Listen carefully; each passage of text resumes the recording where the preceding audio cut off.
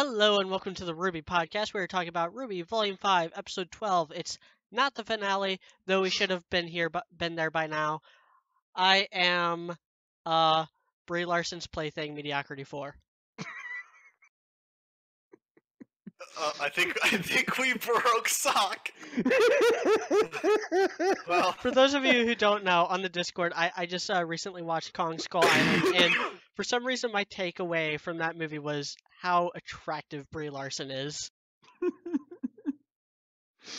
the only thing I We all remember have from, some- it's from okay, Skull no Island shame. was the terrifying scene where the insects are eating people, and it's scary. Yeah. And there's some cool operating with a Thompson submachine gun. I'm high powered, and I'm gonna start this podcast off right.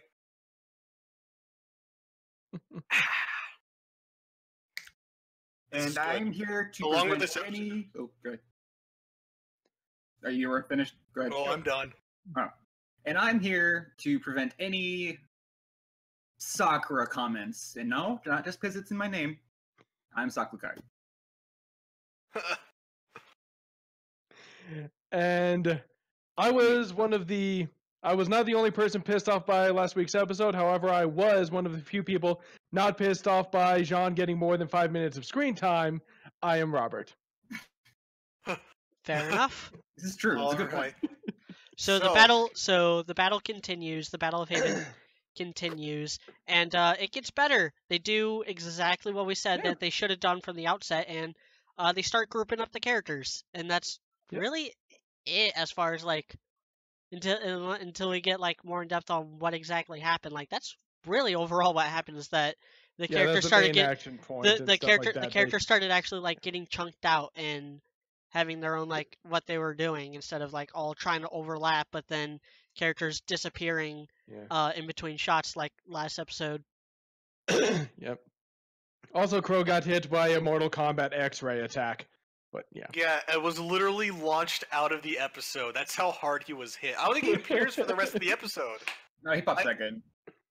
Yeah, he had to run back in, and the White Fang are like, that's a strange bird. Yeah, he starts playing. No, Crow looks at Hazel's like, I've always wanted to be an astronaut. It's like, oh, I could take care of that. Why wait? Why wait? And so, basically, this episode boils down to where we get a Dust Sun moment with Hazel, which, I'll be honest, I really liked it. I like the simplicity of it. He's just like, I kind of wish he was just like did the full Armstrong thing and just like ripped off his shirt and was like, it's like I played football at UT, or I played football for Vacuo. His son, as he's sitting there just like jamming them into his chest. And I'll be frank, I love the simplicity of this, where it's like I'm just gonna jam raw dust crystals into my body and then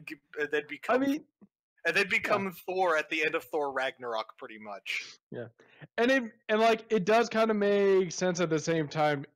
Like it wasn't necessarily what I was expecting. Like I wasn't expecting him to shove them in Jagged Ends first into like his, I don't know what these muscles here, but yeah, like his biceps and stuff like that. But I mean, it makes sense. You know, dust is a finite energy source and stuff like that, so it makes sense that like he'd have to inject every time he needs them. And finally, like, it's good to know that they didn't forget that this was a thing they introduced as a possibility. So, yeah. Yeah, back in the volume 2. Yeah, volume 2. And we've been saying that like that was always my theory on like what Salem is and what's going on with like her like streaks or whatever. That she just maybe she like eats dust in herself. Which you could too still, much of that red dust in your fanfic. Which would be it could still be a possibility, but I always thought that like injecting dust, like you would take a vial or whatever and inject it into you, like Eve. Yeah, like it would be just, like just they would in in liquid form or something like that. Sitting there with a fucking lighter and a spoon, trying to melt the dust down. Well, hold on a second, guys. He's sitting there like, yeah, go. Yeah, straight to the dome. Yeah, I was always thinking winners don't do dust. Winners don't do dust. Vibe from Hazel. So I was always thinking that like it would be like Eve from BioShock, like just inject it and then you got like superpowers. Yeah, plasmids. Which I mean, that's kind of what he did. But anytime someone like rages out by injecting themselves with something, I can't not think of Bane from Batman. Yeah. I was born. It's like I was born with the dust crystal shoved into my arm. You were merely. Oh god, I can't Adopted. even quote her. Yeah, you were merely adopted by the dust. Yeah. But so that I was pretty born cool. from it, and... molded by it. By the time I saw the not dust, I was already a man, and by then it was all but blinding, or whatever he says. That was a good fight. That's the best scene in Dark Knight Rises. Yeah, it was. So basically, Too bad it came halfway through the movie. So we learn that the reason why Hazel's so pissed is because like his sister died, and he blames Osfin for her dying in a training mission. Yeah, so then that sets the precedence that the entry mission kills people like the Chunin exams in fucking Naruto. So then basically we'll talk about his logic later, I guess. I feel so, and then I like the part where Cinder's like, Ozpin's here? What? And then they're like, whatever. It's like, whatever, let's just get to the relic. And then Lionheart is like, I'll just throw my stupid watch in the fucking thing, and then a lever pulls. It's like a Skyrim thing where it's like, man, I need to open up this hidden patch. There's just a rope hanging in the middle of the room, a rock tied to it, you pull the rope. It's like, there we go, there's the treasure. And I'm like, okay. Or like you stick one of those claws in the thing and you have to turn it a certain way. And then you have to flip it over, and then there's like a combination thing that you twist, and then you turn it in, and then it twists. Yeah, that's good stuff. Man, I love Skyrim modding. All those porn sex mods are the best. Honestly, the dungeons are the absolute worst part of Skyrim. They really are. Kind of the same. They are all like the same. The Dwemer, I always had like issues with the Dwemer ones because they were just bleh. Yeah. Breath of the Wild did it a lot better with the puzzle rooms. So as of right now, I'm playing the adult version of Breath of the Wild, called The Witcher 3. And I've been modded Breath of the Wild? What? And I'll be honest, I have been enjoying it quite a bit. Press A to grab Destiny. So here's the thing. PSA for anyone who wants to play The Witcher on a computer. Don't have a toaster and steal your roommate's Xbox One controller and plug it into your computer. You'll thank me for this. So there's that. It also runs really well in 4K, surprisingly. I can average about 60 frames with my 1080 Ti. And I haven't suffered the memory loss because all of the government backdooring in our processors and hardware and computers is finally caught up with everyone. So yeah, that's at least nice. Just remember, buy AMD, guys. It's not as bad. It then goes to where AMD not as consistent, but a lot more flexible and customizable. So then it cuts to John starts healing Weiss. Which, oh no, who could have saw that one coming? Except everyone for the last 4 years. It's not like we've, pretty much predicted this from the time. It's not like that's actually one of his powers in Grim Eclipse. Yeah. Yeah, there we go. I guess Grim Eclipse is canon now. It's always been canon. Except Ren can't teleport. Oh. Hey, you leave Ren alone in that game. Ren is So I've heard. So we've now got John's healing Weiss, and I think it's funny because RWBY wakes up and then pulls John's hands off of Weiss, and then puts them back. And then you keep doing what you keep doing, and John's like, I kind of want the line where, I kind of wanted John to be like, I have no idea what I'm doing right now. RWBY be like, you keep doing what you're doing. It's like, I have no clue what I'm doing. I just find it odd. What are you doing? I don't know, but it's working, so I'm just gonna keep doing it. Yeah, I was kind of put off by the like I knew it was happening, but at the same time, no one had even acknowledged that. Oh, John, your semblance, it activated. You're doing something. No one mentioned anything about it. I don't really think that's the time or place, in all honesty. But no, I get you. A word. I feel you. I feel you, Sock. But I don't think something I noticed the most recent time I watched it is that there's several minutes in between Ruby like opening her eyes and her going over to Jean. And I Yeah, think a that's lot like of an that time where she's editing just lying mistake. there or something. Yeah, Yeah, she like I spends think a it was lot an of time editing. on her Yeah, I think it was face. an editing mistake. Like her opening her Maybe eyes they'll should have been a fix little this in the later. Blu-ray edition. Oh my god, have you noticed? Have you realized that for like the YouTube releases and stuff, they change a lot of the animation. They I have they've been not. doing No. they've been doing I that don't this watch it on volume. YouTube. Oh. Wait, I so don't what either, you're but someone pointed it out a few weeks ago with the So episode for that the they better or no wait, the hold up, episode. hold oh. up. Hold up. What you be saying, media, Okay, is that we so are fools and idiots for watching it as a first members, and we should just wait for the YouTube release to come No, out because they no. fix everything in the YouTube no, release? because they don't. They Oh, actually okay. make it worse.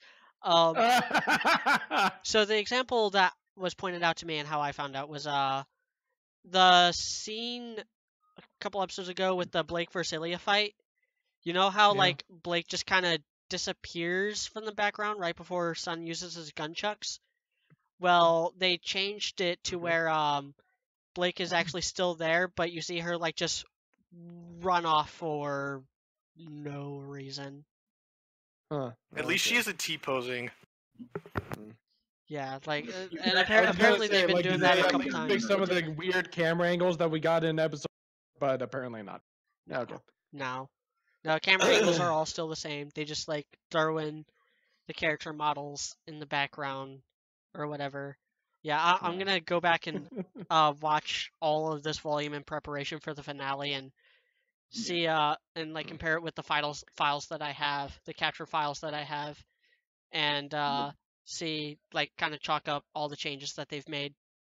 Which is gonna be crazy considering, like, apparently, if we take into account the because Fatman had said this or whatever, that like the accumulated time for this volume is gonna be like 4 hours. So you're gonna have to sit there like, Probably, yeah, by the end of this season, it's literally gonna be like 4 hours worth of content. yeah. Yeah, yeah. Have fun with that. I'll probably sit through it too, but yeah. Oh yeah, I'm going to I was too, but gonna. I'll or probably I was skip gonna episode ask- 5 and actually I'm gonna skip episode 5 and 7 because I have a theory that those two episodes were just completely pointless and were basically just made to extend this volume out to 14 episodes so that they would get more views and by extension Yeah. more revenue for the series because people will actually idiots like us actually like sit down and watch it when they first come out. Man, Rooster Teeth's just Yeah. taking advantage of us left and right.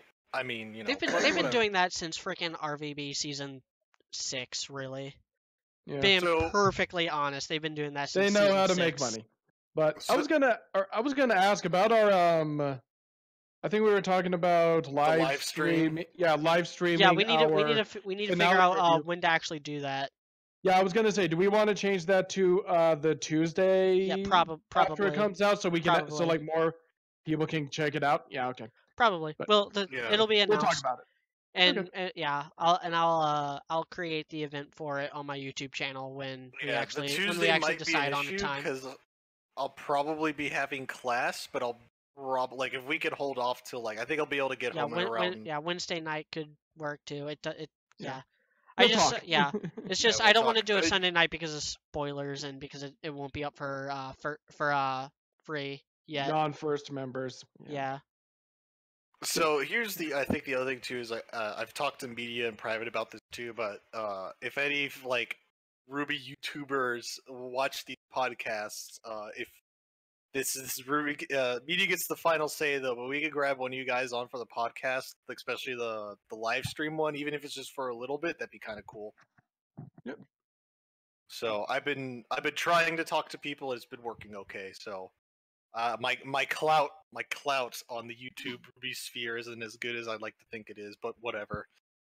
So then we break it to pretty much the next part after that is it cuts in between the vault chamber scene with Cinder, Vernal, and Raven.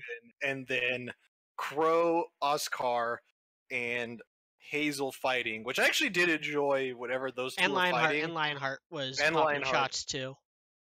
I do Yeah. like how Oscar was like, "No, you're not assuming direct control. It's like I want to do this. It's like you're telling me to do something, but then you're gonna like mind jack me in the process." So Just feels like a really weird time for him to decide to be, I don't know, arguing with Ozpin and stuff like that. A weird situation, but yeah. It's like once again, like I'm gonna, since dude's not here right now, I've got to say, like, once again, Ozpin's ruining Oscar's character. Kinda, yeah. Well, it's like any temporary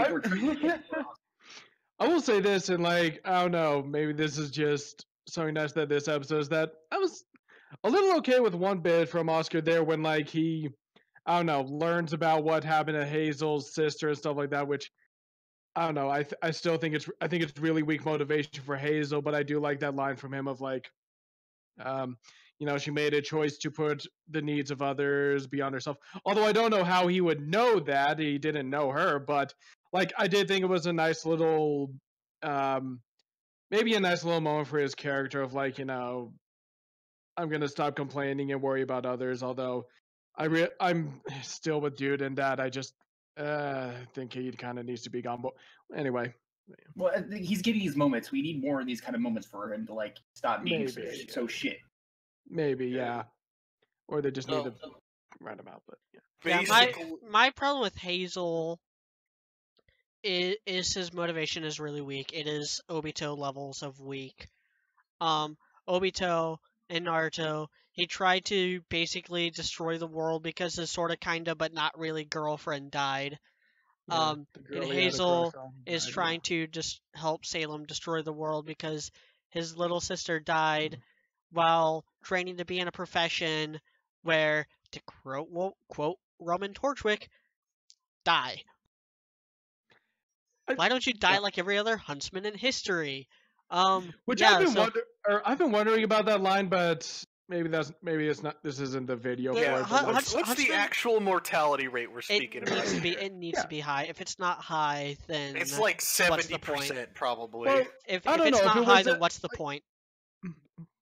I guess, but you have that. But like, you have that whole conversation between Weiss, Blake, and Yang back in Volume 2 and stuff like that, where they're discussing, why they want to be huntresses and stuff like that. Not once does any kind of death toll get brought up, but maybe that was just, I don't know, poor writing back then and stuff like that, and that's not what they were focused on. But I don't know. It feels like that's something you would bring up, that like, we all have these goals. Do we really need to be huntresses and have a, such and such chance of dying to achieve our goals? Well, the point of that I felt was more along the lines of, it doesn't matter what your goal is. The fact of being a hunter or a huntress is the fact that that you're there to help people. Like, you are there to protect and serve. That is your job. It is. You can fancify it all you want or complicate it, whatever. At the end of the day, it's just a job. You kill Grimm. You help people. That's all you do. Maybe, yeah. I don't know. That just seemed, I don't know. That thing from, it's just that like when Roman says, die like every other hunter, real kind of like an out of nowhere thing that's like, oh, apparently there's a death toll. Okay. Yeah. Anyway. Which is, it was a weird comment looking back on it, because like, I mean, that's what people do. We die. We live and die. And like, it works, like if that is the case, although again, that makes the Grimm into a much bigger threat than they've been portrayed as. Yeah, than they've ever been portrayed as. Yeah, so it's all like, I don't know. So maybe I like a big memorial at like all the schools with all the fallen huntsmen. Like, you got your Vietnam. Maybe that's what that giant. Maybe that's what that giant statue out in Beacon's Court. Yeah, and like apparently now, it requires someone of Lionheart's like position in order to send all these huntsmen out on suicide missions. Like, that's what it takes to kill the huntsman. Like, it's the Grimm. Yeah. We need to just do a podcast on how the Grimm don't work at all. Yeah. Oh, The execution on the Grimm throughout the entire series has been terrible. Yeah, because the way Roman Torchwick describes them, they sound like essentially the Titans from Attack on Titan, you know. Everyone that goes out to fight them, you're probably gonna die. But the way that they're actually portrayed, and also the fact that people like Jacques and Whitley feel that, you know, the huntsmen are becoming old-fashioned and are less than necessary, they're becoming just a little more threat. I talked about this last week, but the Grimm are becoming just a little more threatening, only a little more threatening than like the White Walkers in Game of Thrones, where it's like everybody knows about them, but nobody's really worried about them. The So Phil and the Huntsmen we're are the getting a lot. frickin' We're are the getting members of mixed the Night signals about what Watch. the Grimm are supposed to be. Kind of, yeah. Is It's it? like- It's kind of the. That's kind of the impression that I got, like throughout the first 3 volumes, was that the Huntsmen were, yeah, kind of like the White, the Night's Watch. They were these guys that people didn't really think were kind of starting to feel like, yeah, you guys are kind of just, I don't know, There, you know, burning up devoting, tax yeah, money. yeah, exactly. You guys are just burning up tax money, devoting your lives to fighting monsters that aren't that big a deal. May or may not exist, but then now they do exist because they, busted down the wall. Oops, that's spoilers for Anyone who the doesn't know episode. at this point deserves to be spoiled. I So knew that, and here- I haven't been paying attention to Attack on Titan since season 1. Oh, Yeah. well, never mind. So It's Well, we it- were the joke is that Attack on Titan is very, very formulaic and predictable. here's we were talking about Game of Thrones with the wall going down. Oh. Anyway, I'll tell you what's hilarious though, in the live action Attack on Titan ones, they're literally riding horses, and they're riding horses past like, MRAPs and like armored personnel carriers and stuff, and like crashed helicopters and stuff, and I'm like, I've always in liked the Attack dystopian on future. Titan movie. Yeah, in the live action, they run past like Oh. burned out freaking like APCs and other things too. Also, So on it their doesn't This take was- place in the same time period as the show? No. I don't know. So here's The show's supposed to take place in like Well- the 1800s. Like The manga, like or- steampunk stuff. Well, so in the manga, I actually do read the manga. It's getting interesting, but like in the manga, they've only just invented artillery, or so there's a whole world outside of what like our heroes know about at the beginning of this series, and basically they're all being kept prisoner by the Titans. The people that we see in the first few seasons are all being kept prisoner by the Titans. Outside of that, there's an entire world that has only just invented artillery. So that's that world. But anyway, so it's like World War I era weaponry is what we've got outside of that world. So early 1900s. So okay, so let's But I guess the people who made the movie didn't know that. basically this episode ends with the Well, vaults. we'll get there's some plot twists in the vault, but let's talk about the rest of the episode, the rest of the fights and stuff. So I So like they all doing the- yeah. they all regroup and team up like they're in So- round 2 of the Yeah. best out of 5 fighting game, and they're like, okay, it's time to bring it back, guys. Yeah, so Jean, Ren, and Weiss are together. Nora is with Ruby, watching over her. Oscar and Crow are fighting Hazel and Lionheart. And then Yang is like fighting Mercury and Getting Emerald, It's by getting Mercury curb and- stomped by Mercury. Yeah, which I'm makes bro. which makes sense. I have to say though, as much as I enjoy the fight and the animation, and they do some like rubber hose stuff with Oscar in this. There's some scenes where it's like, how do you even twist that way? I like it because that's how you portray motion and animation. And Rubber I- Band you know, Man. yeah, anime does not do this enough. That's why a lot of anime looks so stiff and lifeless during fight scenes, like, and why I can't yeah. get into a lot of anime fights is because of how like lifeless the animation is half the time. Dragon Ball Z gets away with it by having the best sound design in the freaking industry. And Naruto, One Piece, JoJo's Bizarre Adventure, they have like the more creative scenarios and power sets for the fight scenes, but as far as like actual animation, Western animation actually has a better track record as far as I'm concerned because they are able to they're more willing to be more expressive with the body movements of animation, and you get a lot of that in this episode. There's a lot of scenes where like people they use the 12 principles of animation. Like I kind of brought that up in a few podcasts ago. No, I don't think I brought it up in the podcast last week. But I brought it up on Discord, but they're actually like using squash and stretch and the other principles of animation to portray movement, and it's like the first time RWBY's done this ever. And this one has the added bonus of the fight scenes, the characters don't teleport.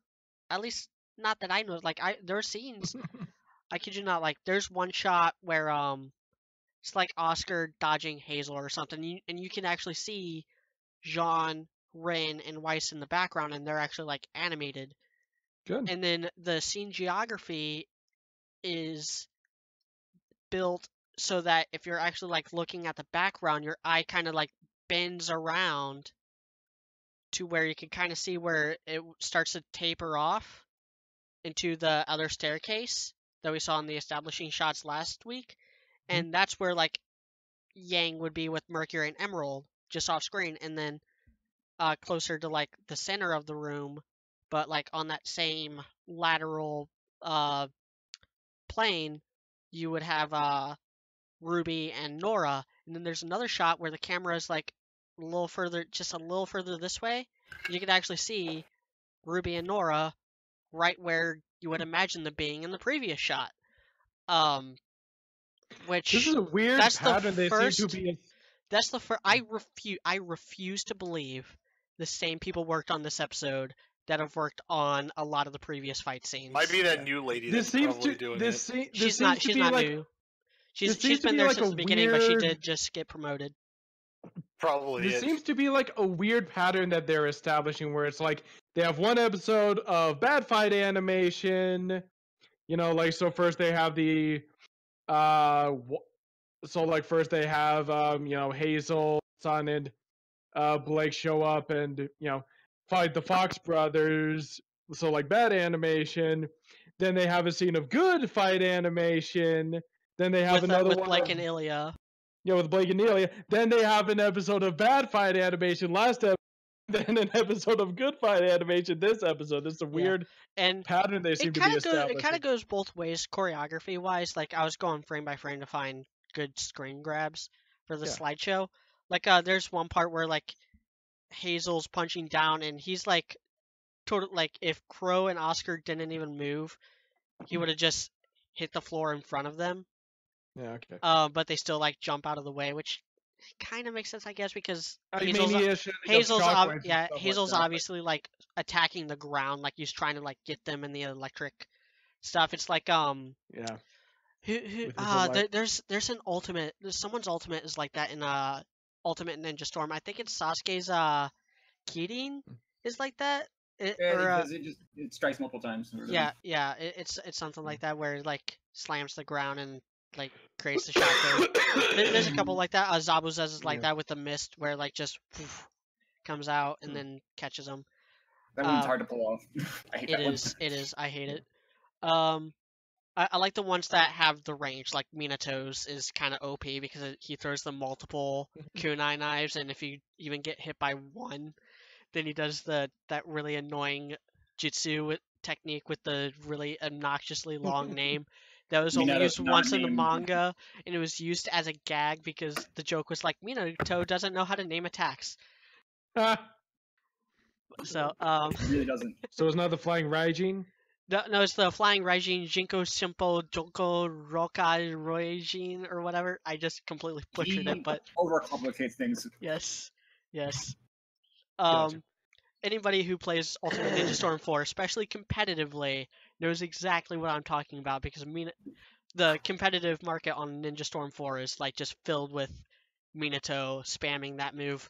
Because he's OP in that game. That game is all about the speed characters like him and Shisui.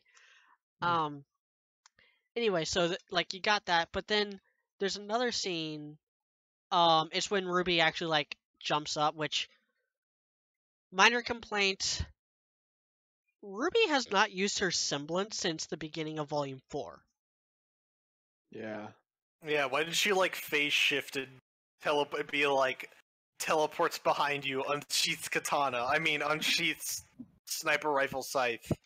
Like in the character short, Yeah. in the character short. They got so was all creative over with this. their semblance, like creating tornadoes, splitting into Yeah. like different rose petals, and then reforming behind the Grim and popping it in the back of the head. That was cool. Why don't they do that more? Yeah. Why does she like run, Stop doing do a it. front flip, shoot the ground to boost herself, and then but anyway, in that scene, like going frame by frame, like Emerald is running towards Yang, and then she stops right as Ruby comes into frame, and then she backs off. And I'm not a mathematician, but I am pretty good at math, and had she like kept going at the same pace that she was, she would have been scooped right up by Ruby's scythe. Hmm. Like Right between the little legs. little details like that are what made a lot of the early fight scenes enjoyable to watch. Even if Yeah. the story context was absolute garbage on them. Yang versus Neo is always my go-to example of a fight that looks pretty and is like one of the best pieces of animation Monty ever worked on, but the story context is just the absolute worst. Garbage. Yeah. Just Um, one-on-one boxcar fight. yeah, Yeah. it's that they Where have could we have like seen just this before? Two people fighting in a boxcar on a train.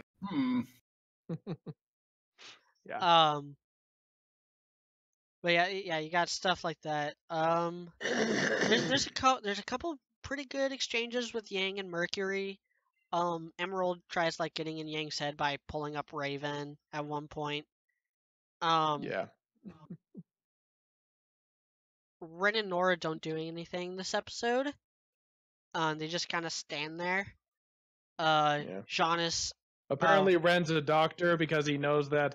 I mean, her breathing was getting bad, so like it doesn't I don't take a know. doctor to know. Yeah, this is bad, but I feel like Ren is the like they use him for anything that a shaman would work for. Requires a Zen person. Yeah. yeah, he's like the shaman. Yeah. Yeah, He needs stay like calm, everyone. Stay calm. It makes him feel a little one note when they just keep using him for the same kind of things. Yeah. Same thing with Nora. Like the writing on Nora these last couple episodes has not been good. Nora Um, is now the new big sister character for this volume. She's like the mom for all of Team Range. Almost. It just feels like they're making her more of like just straight up Pinkie Pie instead of like an actual like character. Don't ever bring up My Little Pony on this podcast ever again. Media, don't put that in the tag. I don't want those people watching these videos. Do you not want a muffin? I'm gonna do it now. I'm gonna add My Little Pony to the tags. Fuck. I need to go. I need to go tip my mouth fedora after this. Fuck. You God. can't stop me. I am But- the king of this YouTube channel. But but Yeah. it's still but regardless of what source I'm using, because it's actually very common comparison. Like they're making her just this like with Ren, they're just making her like a one-note character when we all know she's a more interesting character because we don't really know her Yeah. past other than Last volume showed us that she had the potential to be a lot more. Yeah, interesting. Ren Yeah, and she- Nora she's carried the Ren and Nora literally carried the volume last, which made volume Yeah. 4, in my humble opinion, the best volume that we've had so far. Volume Yeah, 4 you is the want best to- volume John we've stole had the so show. far. Yeah. But and a lot of it does have to anyway. do with Ren's character arc. But like Yeah. they're not the ones who like made Volume 4 the best. They just made like that one episode, the Kudo Yuri episode, and also the finale. They made those episodes. Really. And those are just two of the like eight good episodes of this volume. Which that's actually a good segue to be like. Here's the thing. This is episode 12, so now we have like a good comparison, like lengthwise to Volume 4, and we can kind of judge it as such now. Yeah. Volume 4, just like thumbs up, like good, meh, bad. It was like good episode, meh episode, great episode, bad episode, meh episode, bad episode, meh episode, great episode. I'd say episode 11 was bad, and then episode 12 was good. Whereas volume 5 was like good episode, meh episode, good episode, worst Bad episode in the episode. series, meh episode, second worst episode of the series, kind of good, I guess, with episode 8. One good moment in episode 9. Episode 10 was pretty bad. Episode 11 was okay, was good, was Okay. meh. Like there's been a lot more bad than good in this volume, and Yeah. yeah. But this is actually, in my opinion, I think this is the best episode of the volume so far. Maybe episode 2 is a little bit better. I don't know. One Again, thing like I I'm gonna have like. to rewatch the entire volume because Yeah. this episode came off of a lot of meh to bad episodes, whereas like episode 2 Yeah. of of the volume So it's almost was one of coming those. off was still like Yeah. riding off of the volume 4 hype. Yeah. So Yeah, almost what I'm feeling. So almost what I'm feeling with this episode is that I'm kind of like, well, this episode didn't piss me off nearly as much as last episode did. So which is a good thing. Which is a good thing. Calm down. yeah, no, it is a good thing. But they, I don't know. One thing that I really like from this episode is that Ruby's takes charge here and gets back in the saddle. That's good. That's something that like, I don't know, she goes in command and like gives Ranger instructions. So I thought that was a good thing. Hopefully Yeah, I like that. keeps up. She keeps running the show again. Like hopefully she's getting back in this house. She starts running the show again and not Ozpin. So yeah. But yeah, I like a little bit where she's like, "I'm angry." I'm like, oh, Yeah. no. I will say this: Lindsay Jones is still the most surprisingly good actor in the series. I do think her voice acting has declined at least since volume 3, and I think a lot of that has to do with like if you compare her voice work in the first 2 to 3 volumes to since then, like she's kind of hitting that Dana Carvey zone of her Ruby voice is no longer her Ruby voice, it's her impression of her Ruby voice. Where like it's same thing happened with Christian Bale's Batman. Same thing happened with Dana Carvey's George Bush. It happens a lot when you're going way out of your way out of your natural range for a character. yeah. Is that you take any kind of time off, then you're gonna like when you try to get back into it, it's not gonna be the same. It's gonna be like what you think it sounds like and not what it actually sounds like. Yeah. Christian Bale's Batman is probably the best example, honestly.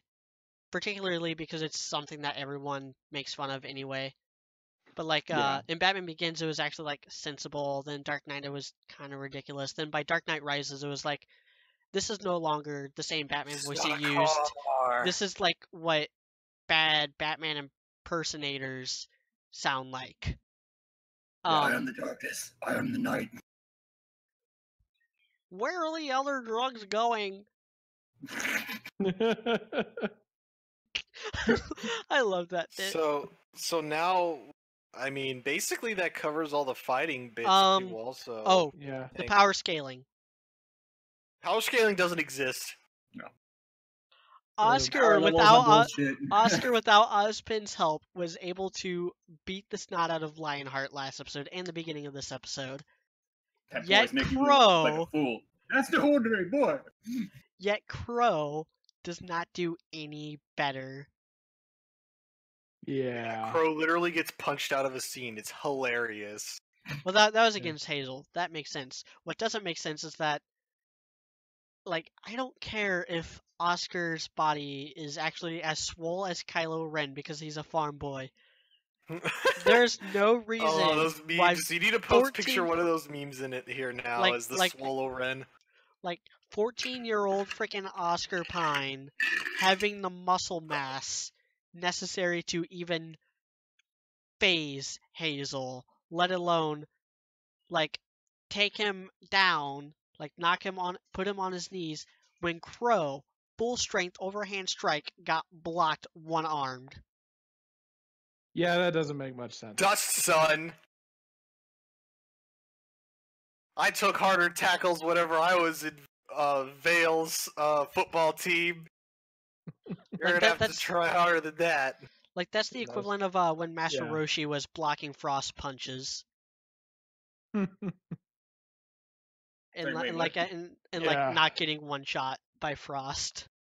Frost, by the way, is like stronger than Frieza was during the Namek saga. Yeah, that doesn't make sense. Yeah, the And Master Roshi, last time he fought, was like not even on Raditz level. Yeah. So basically, underestimate Master Ozpin and Roshi. Oscar are kind of further undermining the entire point of Team RWBY. Kind of. So yeah. Okay. So I guess this is now we're down to the last part of this episode, which is the vault scene. Yep. The So- part that made me throw my hat in the air, going, "What?" Raven chills out for once. Mm-hmm. And they remember that she can do more than cast fire. Good job. Yay. Yeah, I was so I was, off put by yeah, that. To I be was honest. so I was very off put worried by that. about I'm like, I was so worried about that. I was so worried. I that liked they're gonna how freaking late. say- I liked how nonchalant Cinder was about it. She's like, "Gotcha." She just casts her ice as she casts freaking oh god damn it, as she casts ice trap on her. So Jessica Negri's voice acting in this though, And Hallam's voice acting is even worse. yeah, and we've got them For both in the Vernal? same No, scene. Raven. Raven. And we've got them both in the same scene now, and they're gonna fight each other. Please just. I can think of a perfect way Please that just have fight. them both shut up and just fight. I have a no words. whenever we get into our theory part, I have a perfect idea of how that fight's actually going to end. And Robert, at a certain point, you're just gonna stop giving up. You're just gonna give up and just take the voice acting as you can. I've tried to do that. Like, How is she for a so good time. at Chibi though? How is Jessica Negri so good in Chibi, but then in the actual show? yeah. Because I think Again, I do think again it's just those lines though, and it's like the one that I particularly think about is that line of. Obviously, you're feel not that honored? smart. No, don't you feel honored? Like the way she says is like, why do you sound like a condescending bitch? You didn't get yours open. It's like why do you sound so slappable? Like I want to slap you. I made the reference Why? back in the episode 9 podcast, I think. When Cinder and Raven met, I was like, this is a nexus of bad acting, and everyone is acting way too smug for no one having all the right cards. Yeah. It's Kind of the same thing here. Yeah, Cinder's being all smug, knowing for a fact that they're gonna double cross her. that the only way Nice to she's see gonna that win. she's finally being a little smart here, but The only way Cinder wins is if Raven turns out to be more incompetent than she is. I know. Yeah. I've actually gotten to the point where I actually like Cinder's voice acting right at this moment because I know you're all disappointed. Shut up. I honestly didn't mind. Go on. It I'm works. listening. It works for certain scenes, but not this scene. It's because she sounds so smug that she's even eliciting emotions out of you, Robert, that you just want to smack her. That when it gets those moments, she's like, "What?" That you're like, "Ha, bitch." Fuck Raven's like, "Umaru Cinderu." Nani?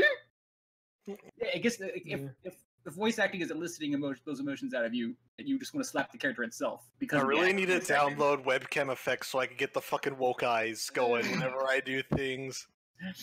Oh, I feel more like I want to slap Jessica Negri than Cinder, but okay. But I kind of see what you're trying to say. The issue with Jessica Negri's voice acting from the canon compared to Chibi is because Chibi version of Jessica Negri's stuff is more her actual personality. If you followed her on like live streams or on Twitter or anything like that, that's just her. That is just her personality. Like, man, I bet she makes all out there. sorts of money on her titty streams on Twitch.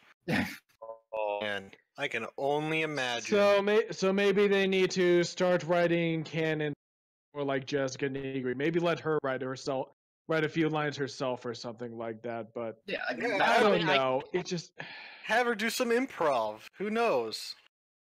Or maybe get the guy who writes Chibi to help write RWBY. Yeah. A lot of it's the same. A lot of it's the same people, Carrie and Miles. Yeah.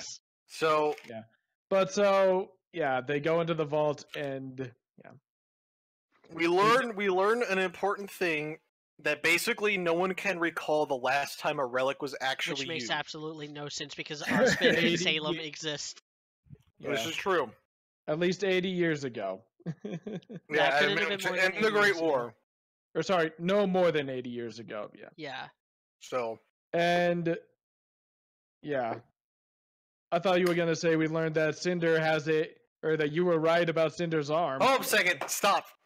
Man, you know what feels good? You know what feels good? Being right? It feels really good being right. Oh man. This episode right here, whenever I saw that reveal, I'm like, this is good shit. It was at that point that I realized I kind of wanted to I achieved euphoria at this point. I am right. This has been like, how long have I been saying that Cinder's arm is a fucking eldritch monster? I think since volume 4 pretty much? Podcast after podcast. You've been saying it, and I was kind of like, I wasn't entirely sure how that worked, but we pretty cool. Yeah, no, I like it a lot. You guys are cutting out. Oh, I'm sorry. So I was just saying that like High Powered's been saying this for a while, that it's some sort of monstrous grim arm and stuff like that, and I was like, okay, that sounds cool, but I'm not sure how that would work. But to actually see it now, it does look pretty cool. So yeah. So and it's stretchy. Here's the thing. They can do a lot of creative stuff animation-wise with that later on. It's basically the new Clave arm. That's all it is. Same thing. It's not. One person pointed out that it also kind of looked like the Geist arm after it got the rocks bit. Reached out and then became a tree. You're right. It kind of looks like a combination of those two, I guess. So. Yeah. So here's. But yeah. So and then I also was right too that it was going to be used to siphon out the Maiden's power.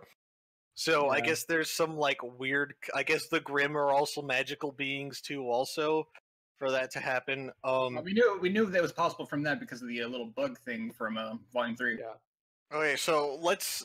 So this is even the biggest role. I'm gonna have to do this for us. So this is for you, OC Maniac.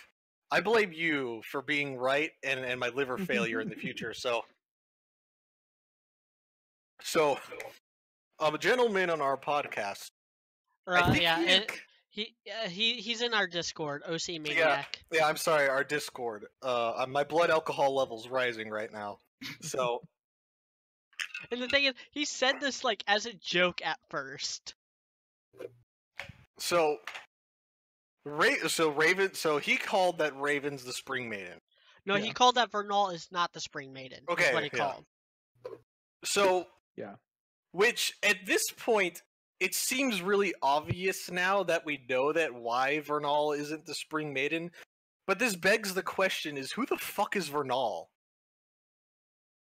Yeah, that honestly begs the question of who the abstract fuck is Vernal, because I'd be really was sad she literally just was she literally just Raven's Keira Knightley? Was that her whole point? She was just there to be the decoy maiden. Was that her only purpose? I'll be real honest. I was referencing Star Wars Episode 1. Yeah, and it was actually handled better in Phantom Menace, if I'm being perfectly honest. So I'll be real frank with you guys.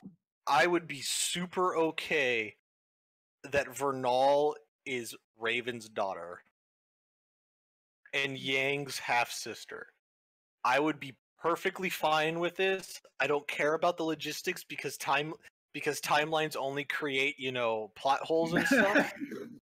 I would be perfectly fine with this. Oh, and media's not happy with you right now.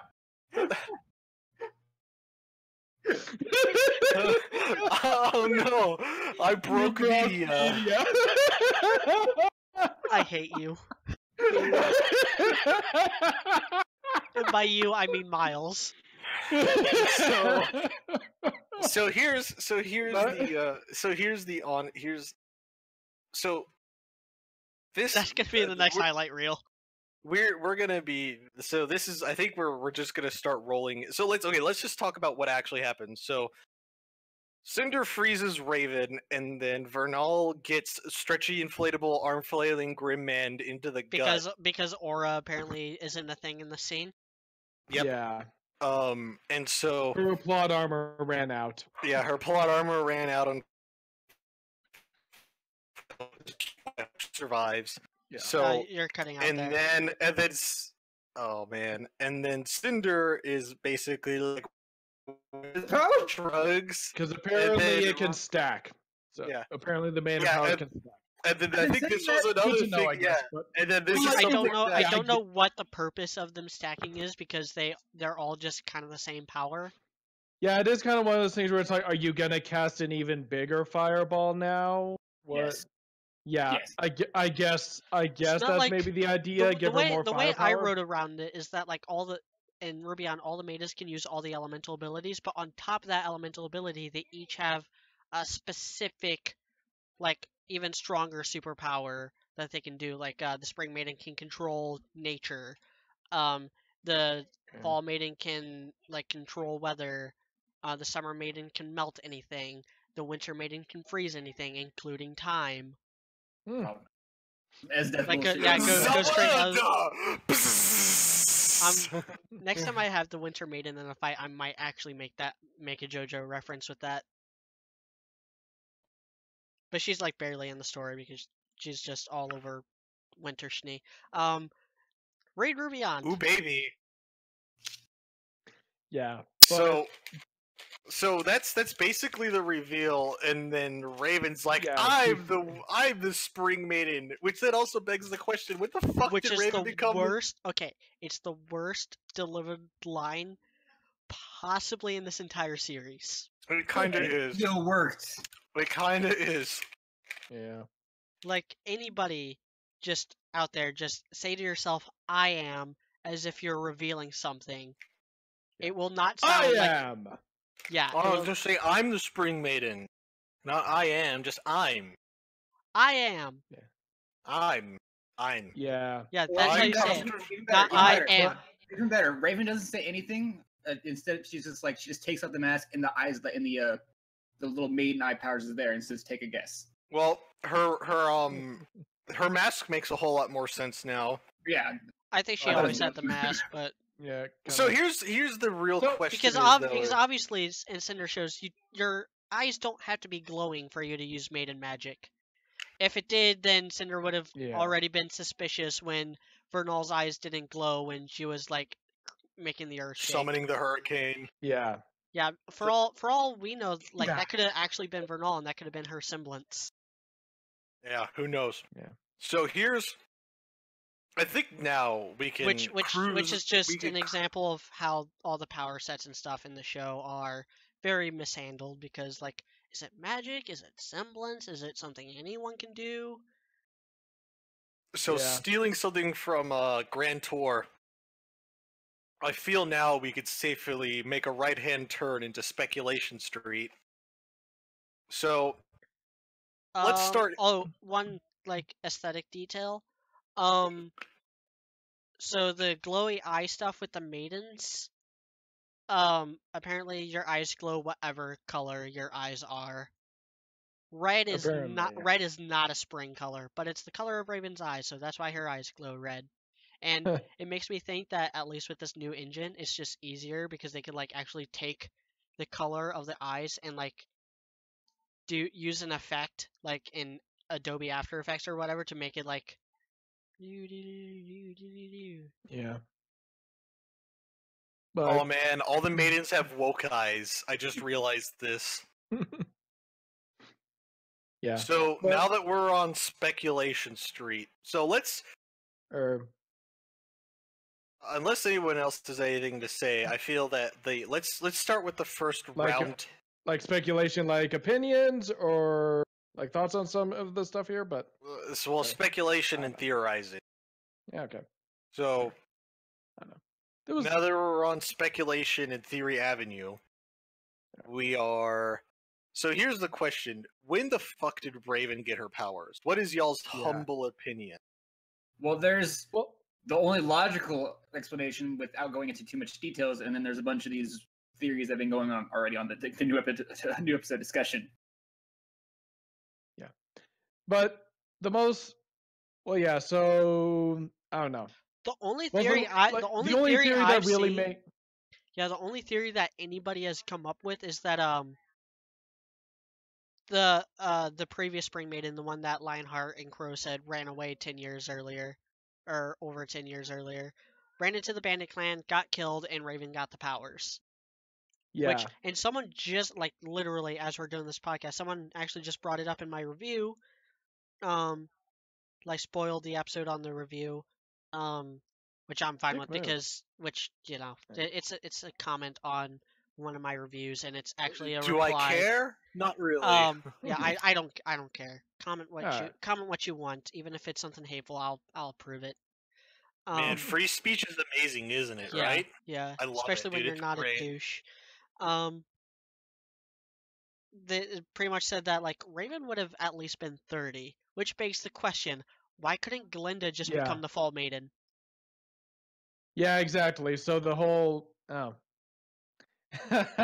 Which Good just brings question. up the questions from when Yeah. the maidens were first introduced, like how old is Yeah. too old? Yeah, how old is too old with this whole thing? This is yeah. probably the biggest plot hole that we'll have for like The rest of the Yeah. series. Yeah, because so if Raven was the like, or if Here's Raven the other was, question: how the fuck do they know what maiden they are? Like, for all we know, Raven could be the fucking Winter Maiden. maybe like, it's I by have maiden which- powers. yeah, how do I that's a know good which? point. How do I know which maiden I am? Just still maybe is by that which just vault Wait, you how's the open. question matter? Yeah, but yeah, so like looking at all the other theories that people have, like if Raven was the maiden that ran away, that wouldn't make much sense unless because it's like so they said that she ran away 10 years ago. That means that Yang would have been 7 and Ruby would have been 5, but we know that she left. We're assuming that she left Yang before Ruby was born, unless like Tai Yang and Summer Rose had an affair and had a kid together, and she was just okay with that for some reason. But like, T. No. Raven's Also, actually. but it wouldn't make any sense either because Yang and Ruby have no recollection of her. Yeah. You know, they just Raven's, knew that she actually existed. So that theory doesn't make sense. There's the and then there's the theory that like it was Summer Rose, but they referred to the maiden who ran as a child, and Summer Rose would have been in her 30s, so that hardly qualifies as a child. And yeah, Vernal did not, and the way Raven said it, you know, she is not the Spring Maiden I am. Lets us know that Vernal did not just pass it on in her dying moments there. So yeah, the only thing that makes sense is that we haven't actually met the Spring Maiden that ran away and that she died or was killed by Raven, and Raven got the power then. But yeah, that also raises the question of what age is too old for the maidens? So, Yeah, and even clearly with this, it has nothing to do with, and clearly being a maiden doesn't mean you have to be a virgin. So yeah, that's confirmed. I mean, That's something I I'm didn't just even think saying. about. But Oh anyway. god, that'll be a hilarious. That would be hilarious. Oh man. So Another thing, like even with this thing, like this is the only way it makes sense. But even with that, there's the caveat of, okay, when Vernal walked through that portal, why didn't Crow or Lionheart be like, okay, none of these people are the Spring Maiden we know? Yeah, that's like, a good point. Does Vernal just? I mean, they did say, lightly we know resemble- you have the Spring Maiden, but that was before Vernal came through. So yeah, Yeah, and I Vernal's think at that point, basically Yeah, that's just a a good body point. double. The fact that Yeah, that's a everyone good was point. weird. Nobody was all like, "Okay, where's the Spring Maiden?" and stuff like that, or where is she? So yeah, that's kind of my issue with this is that like so with I don't know. Maybe this is the Prestige fanboy in me talking, but Prestige is amazing and everyone should It fanboy for it. really So is. It really is. so What is so this? but The Prestige. this the Prestige, it was a movie made by Christopher Nolan starring Yeah, Hugh Jackman yeah. and Christian Bale. It's really good. In It between Batman films, which is always yeah. when he does his best work, is in between Batman films. Like Prestige and Yeah. Inception are two of his best movies. Yeah. But the what I really like about it, and what I also really liked about RVB season 12 with the reveal that Felix and Locust were working together, is that we had these example. You could look back on the movie or the season that you had just watched and see how this reveal was being built up to, how the hints for the truth were there. You just had to look. With this, there were no hints except for when the only hint is, I guess, first of all, the fact that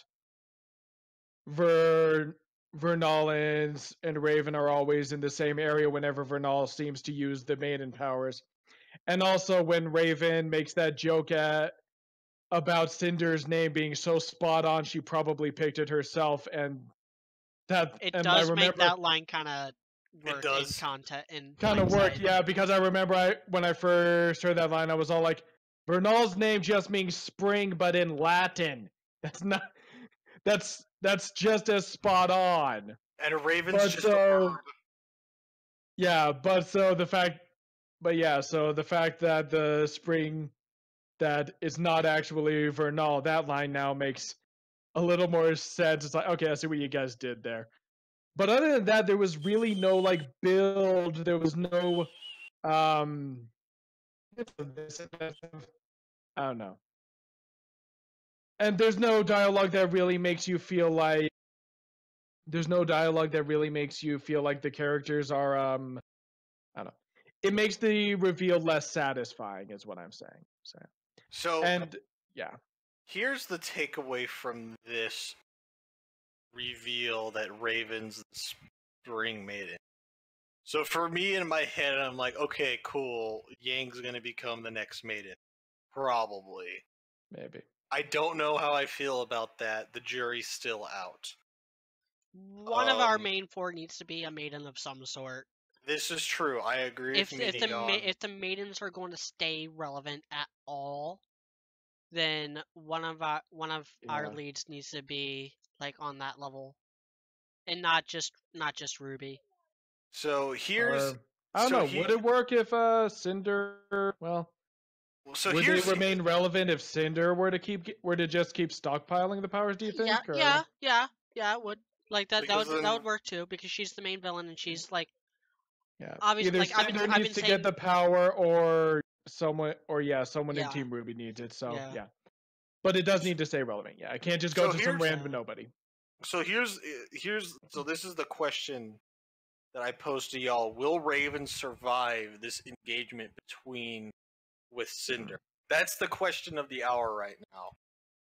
Something I'm kind of thinking right now is it might be, I don't know, might actually be pretty hardcore if she's all like, anything to keep it out of, if like she loses to Cinder somehow. I can't really see that though.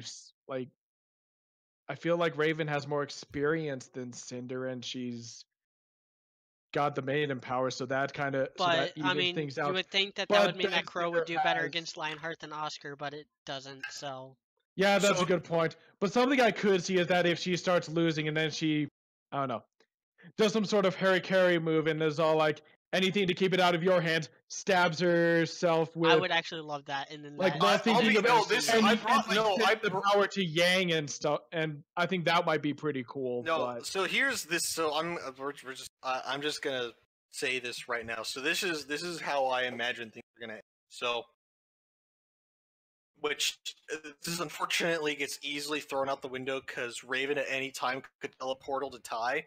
Yep. So, Yeah. hear me out here. So the White Fangs has been setting up a whole bunch of bombs all over the place on the surface. Whenever Blake shows up, which we're we're pretty much guaranteed a Blake episode next. Blake will show up next episode, in my humble opinion. So the White Fang see Blake and company roll up, and they're like, "Fuck it, let's detonate this shit now, even though we're not all the way done." So whatever they detonate, let's just say that most so the maiden chamber was pretty much under the CCT. Well, was it under the CCT tower? It was all over it, like on like. Wait, no, the vault's under a different building. The vault's under a different building. Well, yeah, but they're like right next door to each other. So let's just say this. Yeah. So they're very close to It's really vague. Yeah. They're very close to each other. Let's just say this. So the White Fang detonate their bombs, thus destabilizing the vault, thus collapsing the vault in on both Raven and Cinder's heads. Cinder escapes because let's just say that like Salem like reaches out through a portal. She becomes ethereal like a geist. Yeah, reaches out through a portal and pulls Cinder through the portal to save Cinder. Raven gets, I guess maybe Raven's gassed and she doesn't have enough power to use her semblance, which would like immediately like throw away like the whole meaning of like, oh, if you run out of semblance, you can't use, run out of aura, you can't use your semblance anymore, so there is that. Raven gets caught underneath the rubble, and literally the ending shot of this volume is Yang's waking up from like sleep and then her eyes are glowing. So that's something I foresee. I also foresee that for some reason, and I agree with Robert, and I mentioned this in the chat too also, is like Raven honestly seems like the type where like if she's gonna lose, like if she knows she's losing, she will probably take her own life simply to prevent the because Raven knows how the rules work. Yeah. So Raven would probably take her own life to prevent Cinder from getting her life. Because let's be real frank here. And I would love that for the main reason why I first brought it up in the Discord is if that happens, then Yang is going to have to live the rest of her life knowing that this is why I would love Yang getting the Spring Maiden powers, and why I first brought it up is because Yang would have to live the rest of her life knowing that her estranged mother, the one who like abandoned her and stuff, and threatened to kill her, and even threatened to kill her, in her dying moments, thought about her and gave her the power to like level the playing field. And she's gonna have to like live with that for the rest of her life without any chance. Well, do you think she'd feel guilty about that, or do you think that would kind of be a maybe thought? Oh no, she would feel guilty about. Also, do you hear the rain in the background? We do now. I heard a little bit of it. It's raining down in Africa. Gotta take a lot to blow me away from you. I love that song. I really do. I do too. I love Toto. Fun fact. So why? Fun fact. For Toto's first album, they did some stuff. I'm pretty sure they did some stuff in St. Louis, some studio stuff in St. Louis, and my grandpa actually like did some studio work for him when he worked at the local whatever nabob. This would have been like before my dad was born, by the way. So. Neato bonito. Yeah. Fun fact on that. But so why do you guys think that Yang would what would Yang have to feel guilty about there? Because I mean, because Raven, she hates. She already has. Yang has written her mom off. Well, yeah, but Raven wrote her off first. Well, this is true. Also, and she was Raven wrote her off first, and Raven was putting her sister who was there for her first. So I don't know, it just seems kind of like, why would she?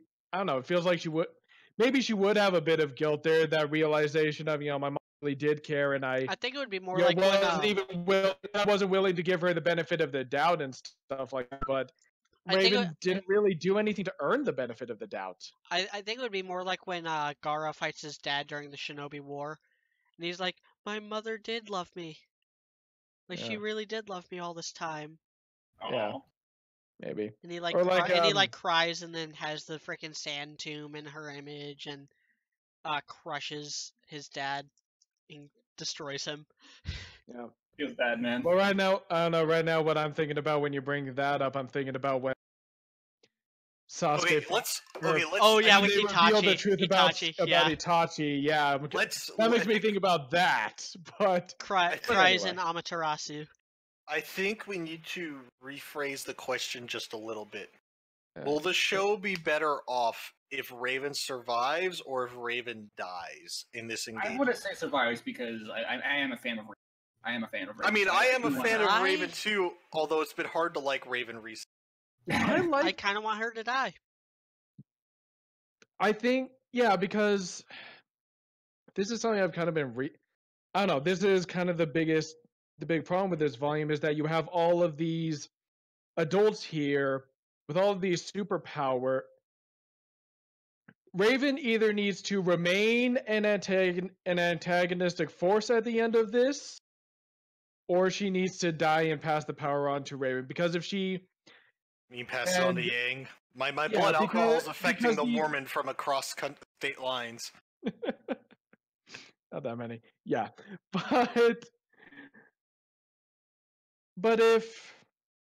I'm trying to put my words together here because after watching our last video, I stammered through so much of that and it hurts.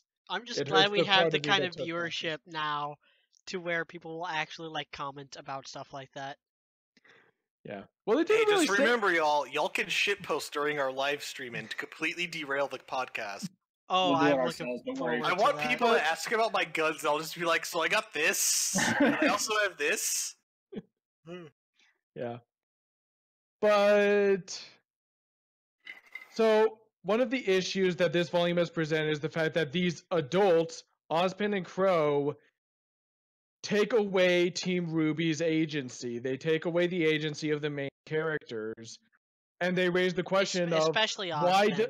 And this is, yeah, and this also goes back to why I theorized at the beginning of this volume when Winter was going to be a part of it, that Winter would die, because we find ourselves asking, why does this show need Team RWBY when you have characters like Crow and Ozpin and Raven and Winter? So removing some of those characters either probably needs to happen so that the actual heroes can remain relevant.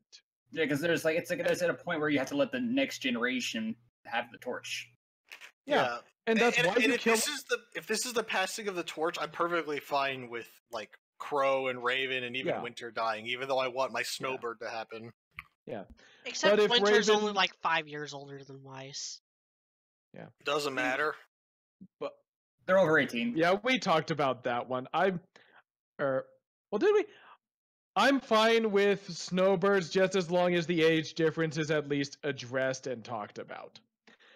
But so Raven either needs to die or she needs to remain as an antagonistic force. But that's also a problem because that might continue to stretch the narrative a little thin. Down the show.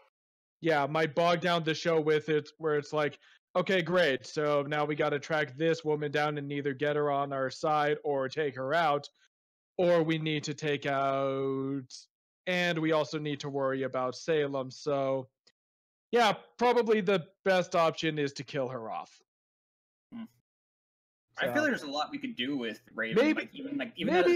Maybe they don't have to. Maybe they can do something with her to make it work, but given their track record, maybe that it's possible that maybe she can work as an additionally antagonistic force. Maybe she can redeem her character and become like a neutral character and work as a neutral character. Because like Ozpin and Crow and them, they kind of sugarcoat things. We need someone like, hey, guess what? No, you all suck. Y'all don't do anything. Yeah, we need someone like Alex Jones, which will be Raven in this series, to drop basic assault on us on the Joe Rogan podcast and tell us about how the moon landing didn't actually happen and there were 2 missions, and like all sorts of other things too. Also, Yeah. So maybe they can. So maybe they can keep making Raven work as a neutral party, but they. But yeah, they either need to kill her off or just let her or keep her as a neutral party. so I would I rather think her do the parts. I feel like there's so much more we can do with her than killing her off is a waste. It's a waste. because I feel that the stage will maybe it would be wasting her at this point. Maybe there's more that she has to offer. Especially without the build up and hype we've been waiting like ever since she popped up in freaking Volume 2, we're like Volume. Yeah. But then this volume, she's kind of been a disappointment, and like, it just feels like it's just disappointment after disappointment. But we'll see. We'll see. Yeah, we'll see. So yeah, I have mixed feelings on what and they it can is do with it is obvious that Raven has like cares for Vernal. Seems like it. So if Also Raven let's say if Raven survives and gets the relic. Okay. So the relics become like the new, like basically like the relics seem like they'll become pretty much the mutual assured destruction scenario whenever it comes to nuclear exchange. Yeah. You have the mean. Well, possibly another issue with this actually is that if Raven has a relic and then Ozpin has 2 or 3 other relics, Salem. What does Salem have after that, other than Cinder? What did Salem have like 30 years ago? Good point. Yeah, I guess that's a good point. So I guess that's kind of a moot point. I brought this up. I've been bringing this up in the last couple podcasts, but like I think we've been bringing this up. No matter how they beat or no matter how they beat Salem, the question will always linger over the series of why couldn't someone else do that? Yeah, what took them so damn long? Yeah, that's true. So, and I swear, if they do like just a power of friendship was enough, then the series will be completely irredeemable. Yeah. Hello, darkness, my old friend. Yeah, they can't do that. So yeah, I guess that's kind of a moot point now. But yeah, the idea that you have the means to destroy me, but I know how to destroy you. Whatever the relic of knowledge is supposed to do. Right now, I'm picturing the relics, and I'm not as familiar with Marvel comics as I maybe should be, but I'm almost imagining like maybe weakened versions of some of the Infinity Stones. I don't know. I'm wondering if anyone here knows that more better than I do. I'm familiar. I just read the comics with the pretty ladies with the big tits in them, so I mean that's about it. I've read the Infinity War stuff. Okay, so the stone in the movie they're a little different because they kind of mothballed the space stone with the cosmic cube, the Tesseract. They were 2 completely separate things. Okay. Not completely. They were all from the same. Marvel lore gets comic book lore. Any comic book lore gets really, really convoluted because of how many. I'm aware. How many people write and how many retcons and stuff there are from different writers and studios and editors and stuff like that. But the Infinity Stones, you got the Space Stone, which is like teleportation. The Mind Stone, which is mind control. So maybe that's like the choice, the relic of choice. The Reality Stone, the Power Stone, the Time Stone, and the Soul Stone. Like mind and soul are 2 different stones. At least I think I'm just going off the top of my head. It's been like 15 years since I read Infinity War. It sounds about right. Since I read the Infinity Gauntlet stuff, and I'm just trying to go off of like the movies are a lot fresher in my head, so I'm trying to be like, okay, Reality Stone was the Ether, Space Stone was the Tesseract, Mind Stone was in Doctor Strange, Power Stone was in Guardians of the Galaxy. Then you got whichever one is in Side Vision's head that's gonna get ripped out. That looks cool. Vision is doomed. By the way, he's gonna die. He's gonna be Yeah. like the first to die. So right now, I I guess what I'm picturing is that I think like there's still one that's unaccounted for. okay. So I guess right now is what I'm picturing is that like the knowledge stone or the like the relic of Knowledge choices like or Loki's choice. staff, whichever one is that like the Mind Stone? That's it's the same one Okay. that's in Vision's head because that's how Okay, they so that's how like they did it. that's They popped open Loki's staff and there was like the okay. yellow So stone maybe inside that's of it. like the relic of choice, and maybe also like maybe that's also kind of what the relic of knowledge is. It's something that gives that like grants knowledge to people, and then the I don't know the relic of destruction is kind of like what they were using the Tesseract for. The power stone is what I would imagine it Okay. being like. All right. And then like and then like I guess can the reality stone create like what does the No, reality the stone do? I reality guess? stone it's kind of that's the one from Thor: The Dark World, aka the one that nobody actually Okay. remembers. But like the way it's So able that to thing change. was like altering. Hey, just Yeah, remember, it guys. changes reality. Hey, just remember, Okay. guys. Around elves, watch yourselves. Like freaking Doctor Who in Thor: The Dark World was using it to turn Earth into That's the right, Dark Christopher World. Eccleston. Yeah. Yeah. I don't even remember Alright. I think it was supposed to be Malekith. Malekith. Yeah. Yeah. The thing That's that's a like about shame. Christopher Eccleston cannot get a break. He's a great actor. the thing is like Thor: The Dark World is the Thor movie that is most like the Thor comic, so it should be the one I love the most as a Thor fan. Yeah, yeah, it's obvious that Yeah. Thor just does not translate so well to comics, but I think it's because Thor: The Dark World just took itself too seriously. Like it should have been. Mm. They shouldn't have separated the drama from the humor. Like the reason why the other two Thor movies work so much better is because they center both the drama and the humor both around Thor instead of having them completely separate. Gotcha. I just like how But Doctor Strange punks Loki in an instant, and just like he's like, "Wow, Doctor Strange can solve pretty much every problem in the Marvel universe with relative ease." Just as a friendly reminder, there. Yeah.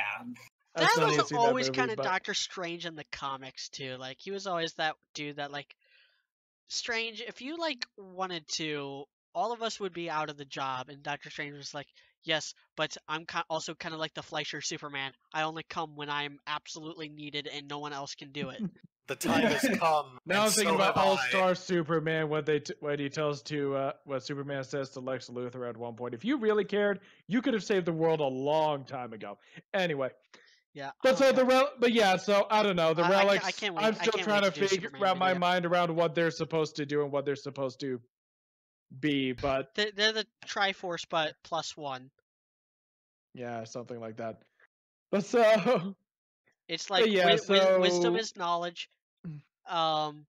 Destruction and like the power, like the Triforce of power got split into creation and destruction, and then free will, I guess, is courage. yeah. But so yeah, it does kind of raise the question of like if Raven survives and if she gets the relic of knowledge, what is she? Where does that lead? I don't know how much of a tangent is she. Are we gonna have to go on there? What is she? What are they gonna do with her there? So yeah. Then again, I guess that also raises the question of I don't know what would Salem do? What would they do about Salem if she got that? But yeah. Yeah, I don't know. Yeah. But I do, but yeah, so I don't know. There's a couple of there's several places they can go with Raven at this point, and I think I don't know. I do kind of like I said, I do kind of like the idea of Raven. I don't know, losing to Cinder and killing herself, and Yang having that realization that her mother, and whether maybe whether it makes her feel guilty or not, that thought of my mother's last thoughts were of me. Well, here's the other thing too. Also, so let's say Raven dies and Yang becomes a maiden. So, as shitty as this sounds, RWBY has actually been robbing Yang of her. The word's escaping me right now. Character development. Not character development is one of them, but RWBY the character or RWBY the show or RWBY the character. Okay. Agency. Agency is the word. That's the you're word looking I'm for. looking for. Okay. Yes.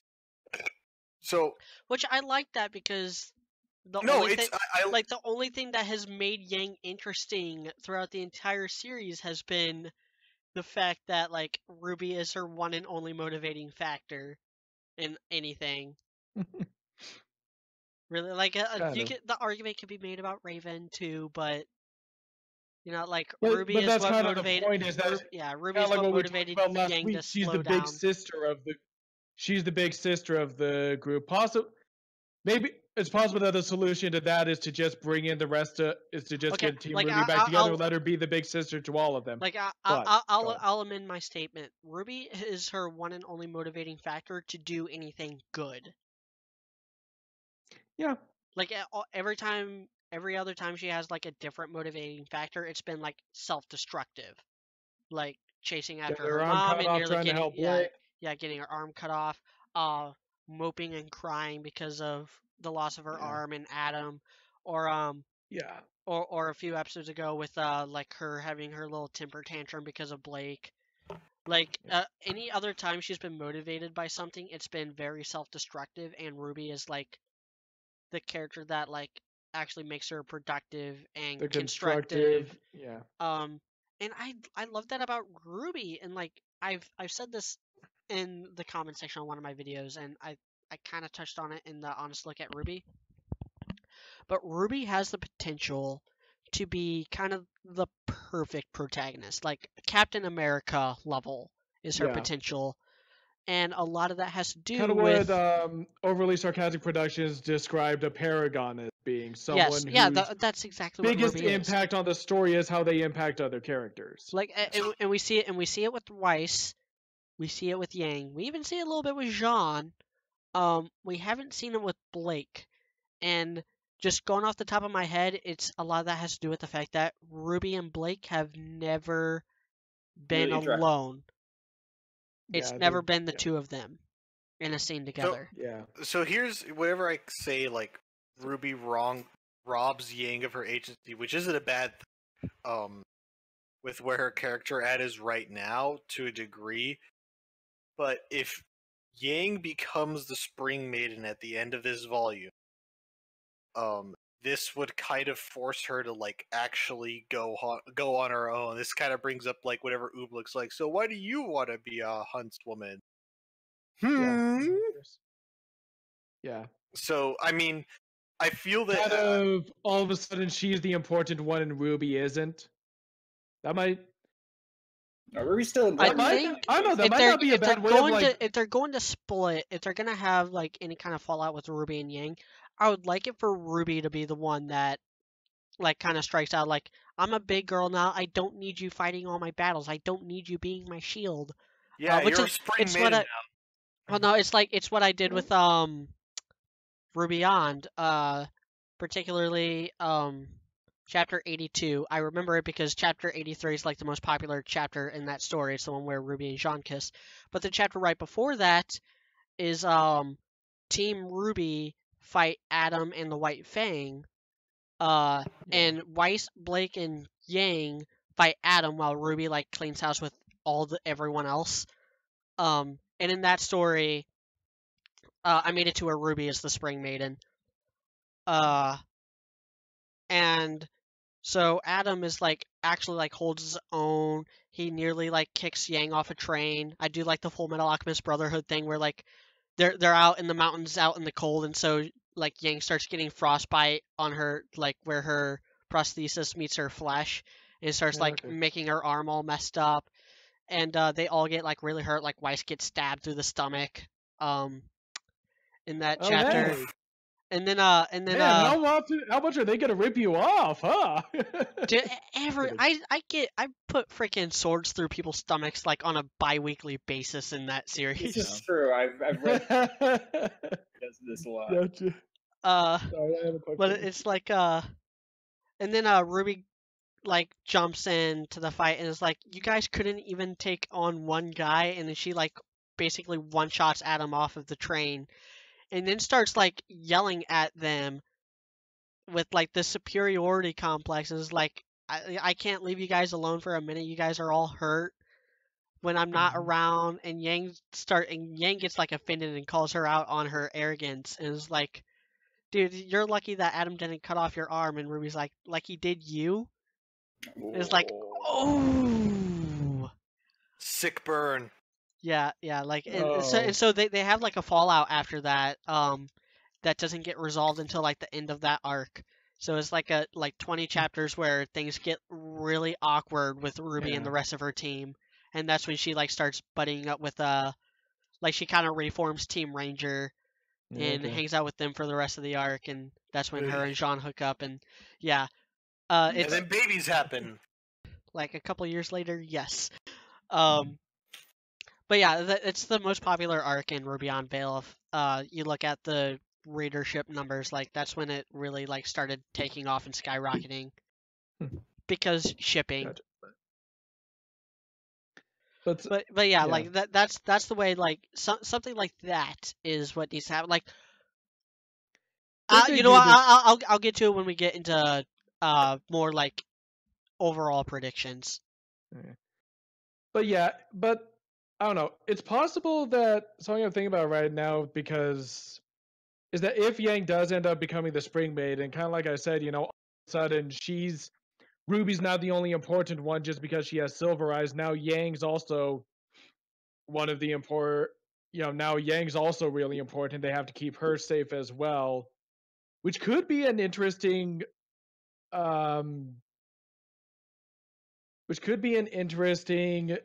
out of way to take Yang out of her comfort zone, because like I said, all of a sudden she's the important one. She's she's one of the one that matters, and she has to kind of wrap her mind around that new state of being and work through that. So I think that could be an interesting way to go with her character, but maybe Yang will get a male romance interest at this point, or a female one. Who knows? Who knows? But I would go, or she just making Yang, or both. Yeah, making Yang a maiden, like on one hand, it's like, I don't know, she doesn't really have a lot to go with her right now, other than her singular focus on Ruby.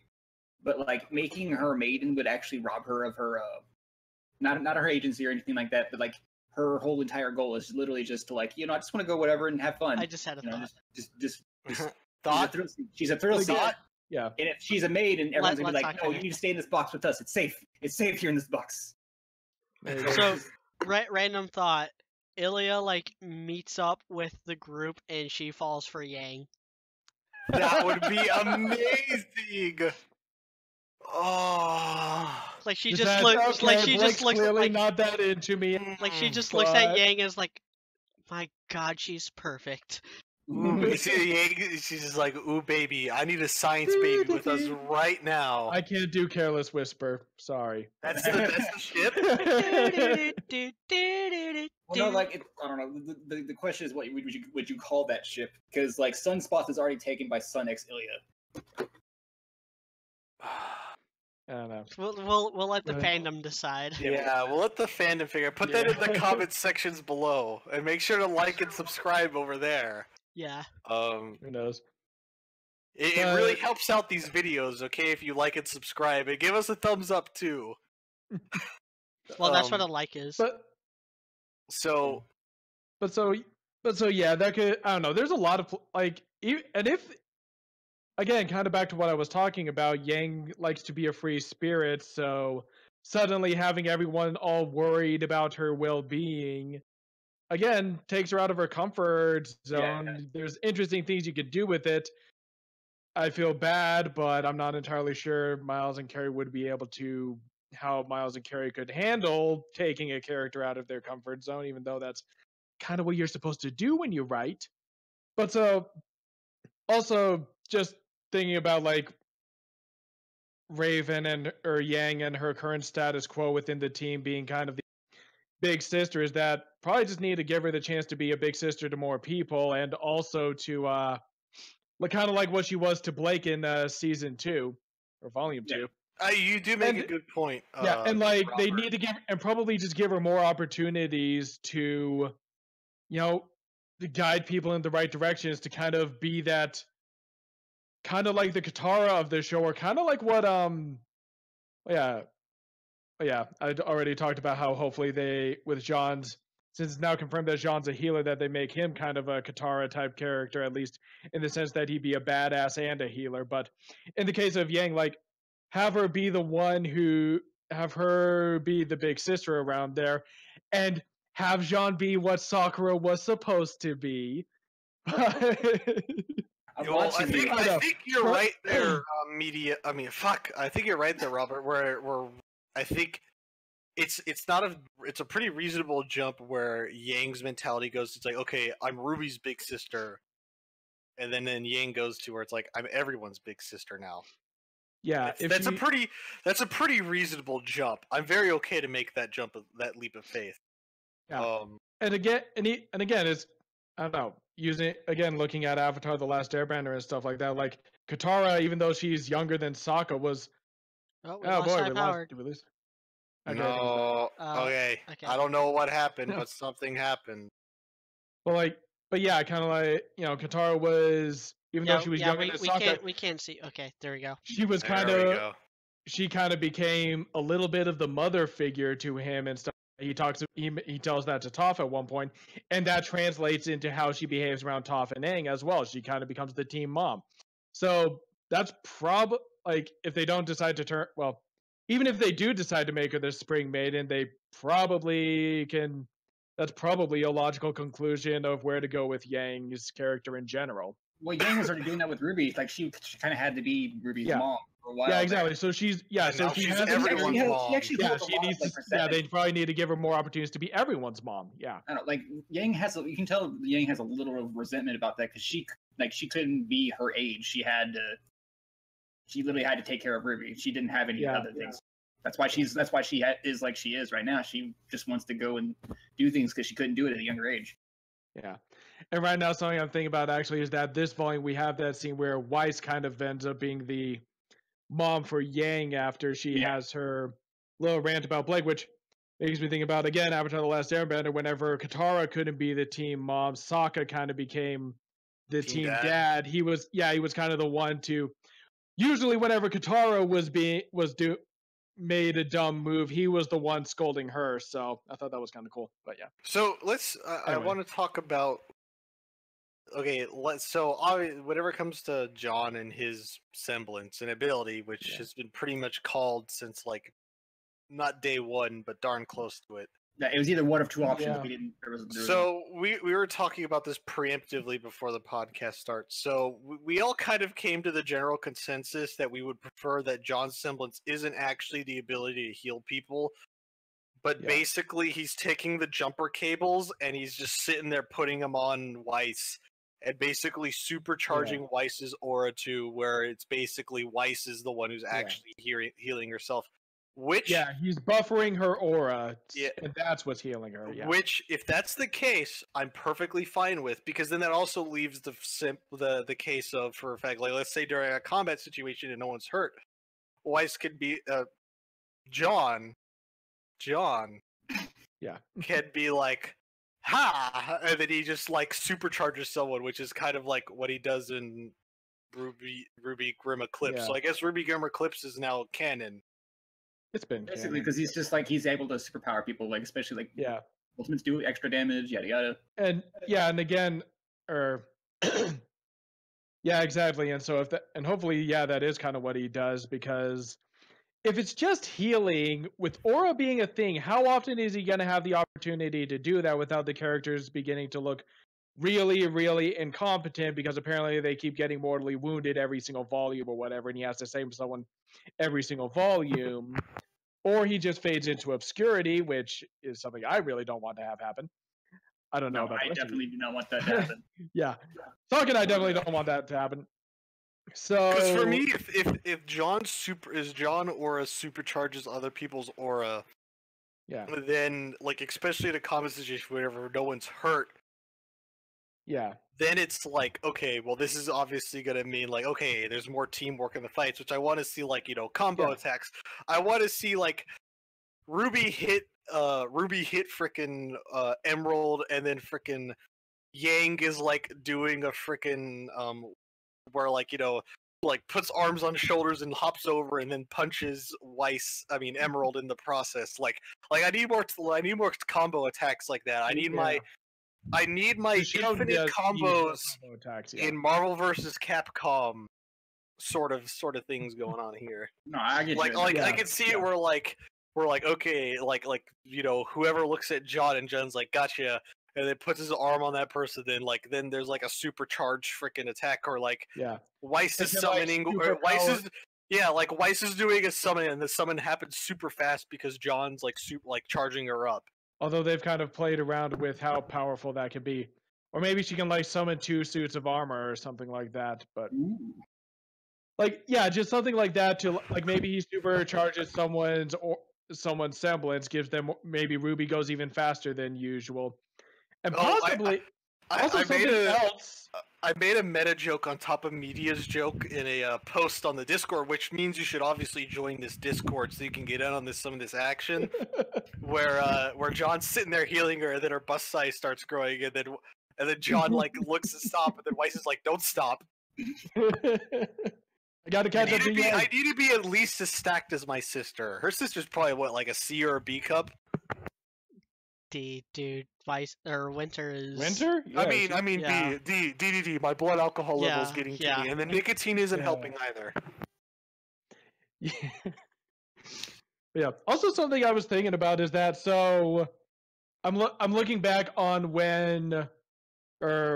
thinking back to Forever Fall, the episode where Cardin beats up on Jean and then goes to punch him, and then Jean's healed and Cardin hits him and it hurts his fist for some reason. Something I think about there is that maybe he to drain people's aura or something like that. That could also be. Or he just supercharges aura for a moment where it's basically he's just punching a fucking wall at that point. Maybe, or maybe he was buffering his own aura or something like that. I don't know. I think that'd be kind of. Sorry? Like an overshield? Kind of, yeah. I don't know, but yeah.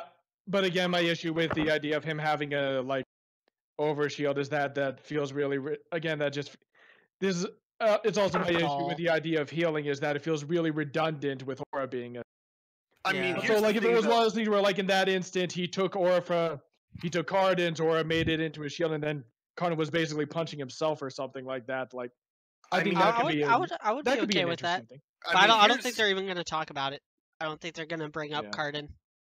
I mean, here's the thing. Yeah. So it could be one of those things where I don't know, we see it in this later in this next episode or something like that. He's still trying to heal Weiss, and he's like, "Crap, I can't do enough. I'm running low on aura," and then he instinctively grabs Nora, and then Nora's bust size shrinks.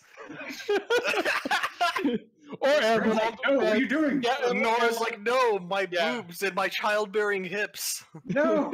How will Red Senpai ever notice me now without my fat booty and big tits? Or he grabs onto a nearby enemy and stuff like that and drains them and uses that and funnels their power through himself into Weiss. I think that could be an interesting thing that they. I don't know. I would like to see that. I think it'd be a cool thing to do. Because for me right now, John. Because they did make aura his big. Because Pyrrha made the whole "you have a lot of aura" kind AKA of the big thing. Yeah, aka a big dick. Kind of the thing, kind of his thing all the way back in volume 1. So if it's something that he can manipulate like that, it would be a good thing. So. It's like that image with Weiss, Yang, and RWBY. It's we knew John was big, but not that big, and then Yang's eyes are red, so I'm like, where's Blake? Is Blake the one taking on this monumental task of mounting John? Oh, no. Entire team. What? Entire team. So I just remembered all the reviews I've gotten from my newest chapter. Drinking while he's healing Weiss. But anyway.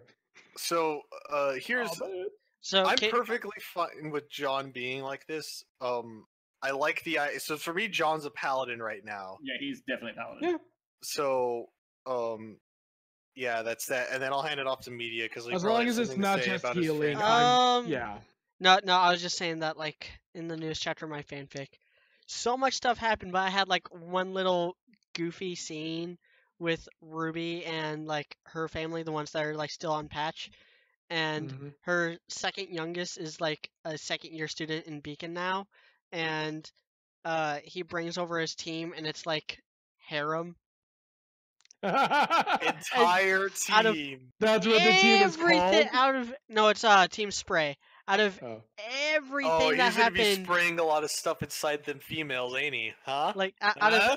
probably maybe not. Hey, knowing me, my ability to Go ahead. influence your fanfics, that'll happen. So like out of everything that because it was a finale chapter, it was a arc finale, it was the finale of the arc. Okay. Out of everything that happened, that's the thing that people focused on. That The fact goofy, that that goofy little. I just wanted to introduce Argent's team. This is their personality traits. Like one of them's totally a tsundere for Argent. The other one is like really flirty with them, and the other one is basically Hinata. No, no, Nice. Yandere. God damn it, you missed out. You made a mistake.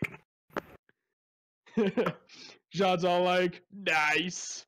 Sean's like, so which one do you like? And Argent's like, I don't know, they're all pretty cool, I guess. And, Like- and then John just leads into him, was like, "Go get him, champ." And Ruby's Just- like, you don't think like, and Sean's like, he does not have the social acumen for this kind of work. No, he is like no, Commander, whenever he's just like his grandpa. Commander Shepard has docking permission. Because no. Argent's like character trait is that he's like really stoic, but also like always kind of off in his own little world, like doesn't pay attention to anything. So a slightly less sucky Sasuke. That might. Less angsty Maybe- Sasuke. I wouldn't make the Sasuke comparison. I'd make more like a Neji comparison. Okay. I see But what no, you're saying. like he's incredibly strong, but like Also he's very got aloof. he's got tunnel Doesn't vision. Neji die by getting stabbed through by a bunch of trees? Yes. Too soon, man. Too soon. Oof. Spoilers. Yes. It's been out for 15 years, right? Also, I just saw the Bokusho Beetle arc. Hinata was awesome like that. Why couldn't she have been more like that in canon? True. Anyway, But so are we ready to go into final um, predictions? Yeah, we're doing. Okay, so let's. well, do we want Oof. or Well, Robert, I guess I'm wondering about like I don't know. Do you think there's more to what happened to Hazel's sister than what we got? Probably not. Okay, Probably I not. want to pose this question before we go into predictions. Will any member, will Emerald or Mercury be injured in any way, shape, or form at the end of this volume? people want Maybe. Mercury. People want Mercury like destroyed. People do not like Mm. Mercury. It might be time to. the I would villains be might perfectly getting a little fine with Emerald overcrowded. It being might be hurt. time to get rid of Yeah, it might be time to either have them be captured or killed, or Even decommissioned, or at even the least. fact is like if the whole thing with Cinder and Raven goes down and Cinder's even more hurt and she in her way to get out of there or something like that, she kind of just like Emerald's injured in the process and Cinder just leaves her. Maybe. That would actually be pretty good. If Emerald gets injured and left behind, that Yeah. could be interesting for the quote-unquote Emerald Redemption arc, because I need more brown anime waifus in this show. Yeah. You can never I have kind too of many. don't want her to be redeemed. Yeah. I want her to stick with Cinder. That might be an interesting Or it might be parallel, actually. If right. If Cinder gets too big for her britches and like strikes out on her own, well, no, and if takes Emerald and um, Mercury with her. Well, yeah, that begins the issue. well, no, if like Emerald leaves or Cinder leaves Emerald to die, and so like Emerald's last moments are the realization that like Cinder never cared about her, kind of paralleling a possible Raven death where Yang realizes that in her final moments Raven was thinking about her. That would actually be that a might pretty be good parallel. I don't know. It's kind of a wonky parallel, but it might be an interesting one to explore. maybe just further solidifying that like Raven wasn't. I don't know. Raven wasn't so bad, but Cinder has officially gone off the deep end and stuff like that. I don't know. Yeah. Like, Yeah. Anyway, I wanna get into final predictions and kind of wrap it up here. this up. Yeah, this is gonna be this is gonna be a short podcast. Nah, in it's not. comparison. All right, so Yeah, we've been We're, here. we're, Okay, we're already almost 2 hours in. let's step into Miles and Carrie's shoes and let us predict what the ending, what the last 2 episodes will be. So obviously, we have to see Blake. Yeah, As Blake. much as I hate to say it, Blake has to show up in the next episode. Be it either like they're getting off the boat and the ghosts are spilling out of the boat to save Manus Trith. I mean, the white. I mean, the reformed White Fang and citizens of Yeah.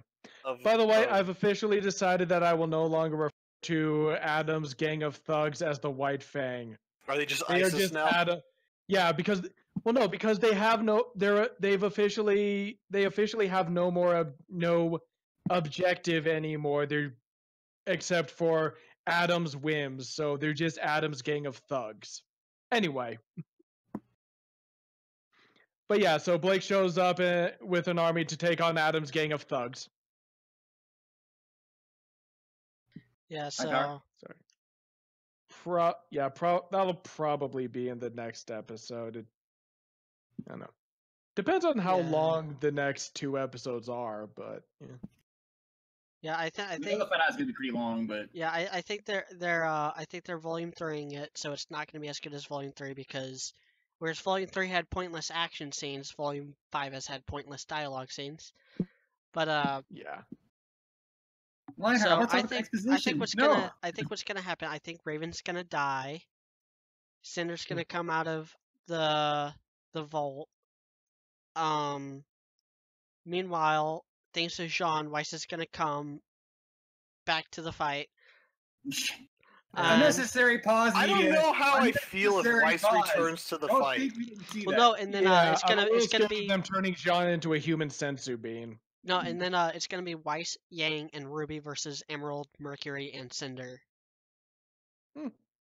That could be cool. And we're gonna finally get the Weiss versus Emerald fight that they've been hyping up since volume 2. What's stopping Cinder from just like grim portaling her way out of there? Because she can't use grim portals. Only Raven has those. Yeah, that was only a theory when we still thought that Raven's portals were dust and not her semblance. Yeah. Imagine if someone could actually steal semblances. So that would be a good stand ability right there. RWBY is going to have to step up and actually fight Cinder because she's the only one who would stand a chance. Yeah. Which would force Yang to keep fighting Mercury and Weiss to fight Emerald. Meanwhile, like Team Juniper, as much as I hate to call them Team Juniper, are going to fight and beat Hazel. And Blake and her gang are gonna fight the White Fang, and that's gonna be separate, and it's gonna be like I think in the finale, like the 2 battlefields will like converge as the bombs start going off, and Blake shows up with her army to stop all the destruction. And I think that's gonna be how the volume is. This is RWBY beats Cinder. I think Salem might even pop in and pull them out with her magic or whatever. Like pull all it would her be nice if we out. got a demonstration of how powerful she is. Yeah, she shows up, grabs Cinder, and just swats everyone aside, and is just like, "Bye." But you've got the relic. Stop playing around. Well, yeah, and then that's how the volume ends. Is Pyrrhic victory of Haven and Team RWBY is completely reunited. Yeah. Because they like to do the thing where the finale is only like half action and then half dialogue. So the half action part will be like Salem showing up and fighting and swatting them away, and then the second half will be Team RWBY reuniting and talking things out and resolving stuff. And Oscar saying, "You know what? I'm just gonna stay here in Haven. I'm gonna help rebuild because there is no more exposition for me to dump." I would be fine with that. So here's anyone else? here's my prediction for how the volume is going to end. So we're going to take the route that Raven's going to commit seppuku to prevent. Oh, okay, so I personally like the idea that whenever the White Fang blow up the CCTV tower, that it will somehow destabilize the vault, causing a collapse. Cinder's able to get out, but Raven, for whatever reason, isn't able to get out, and then it basically leaves on a cliffhanger there.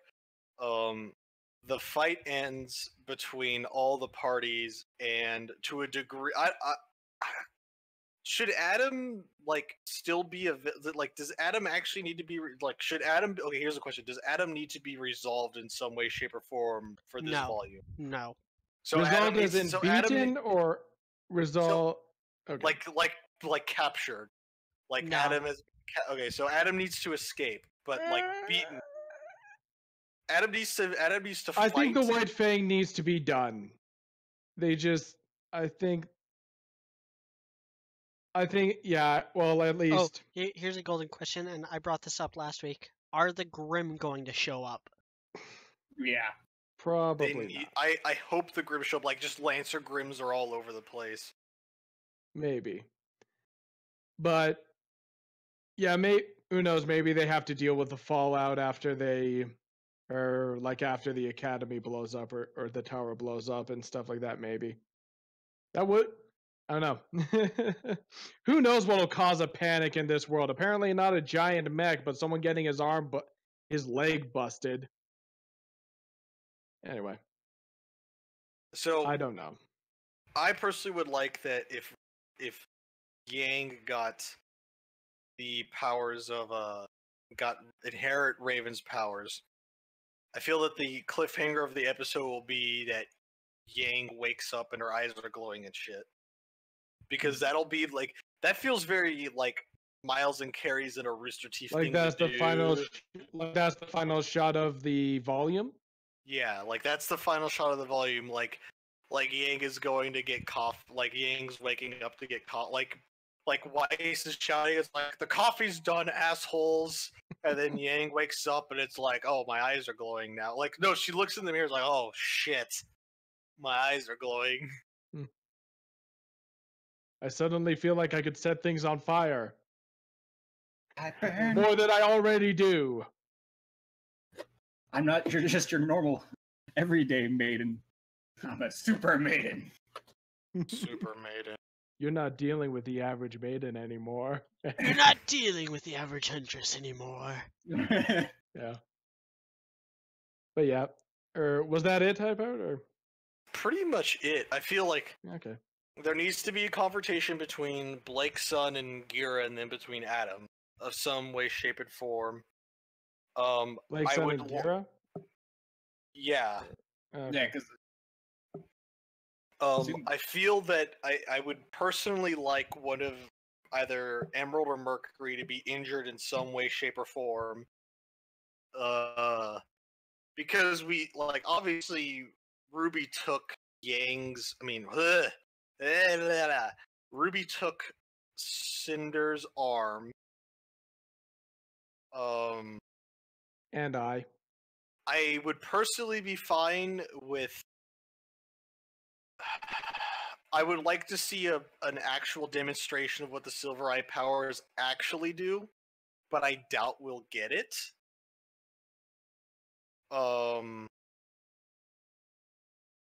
But I mean, really, that's about it.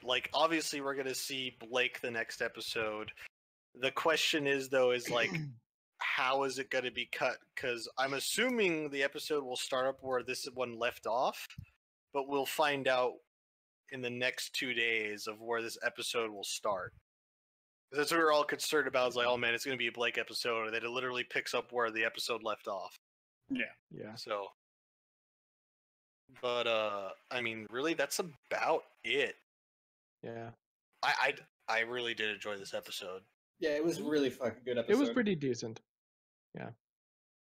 So for me, as I said, Blake's popping up. We get the confrontation. I still think Gira is going to be there, and he's going to be the one that dies in this whole confrontation at the end of it. we've got the whole Raven and Cinder situation. It's We really need, hard to tell we which need one the power levels Blake are. and Yang coming, like, having a powwow talk between the two of them. Yeah. That needs to happen. If it doesn't happen this episode, this volume will be, that's a serious mark against it. Yeah. Well, the question is, it would probably be in the finale, because it's like during the whole exposition part, because you can't really do like a little powwow talk when everything's going on like this, because otherwise people, like the fan was just gonna go, "Excuse me, hello, what are you doing?" Yeah. Well, that's the thing, though. That's sort of, that needs to be resolved by the end of this volume, assuming Blake and Yang meet up. Yeah, They're going to have to resolve it. I think even Rooster Teeth realizes they have to. Yeah, but worst case scenario, is what I'm going to go with, is Cinder does end up getting the Supreme Maiden powers, and they knocking everything aside, like as she's trying to exit with the relic or whatever, because she might not know how to use it or something like that.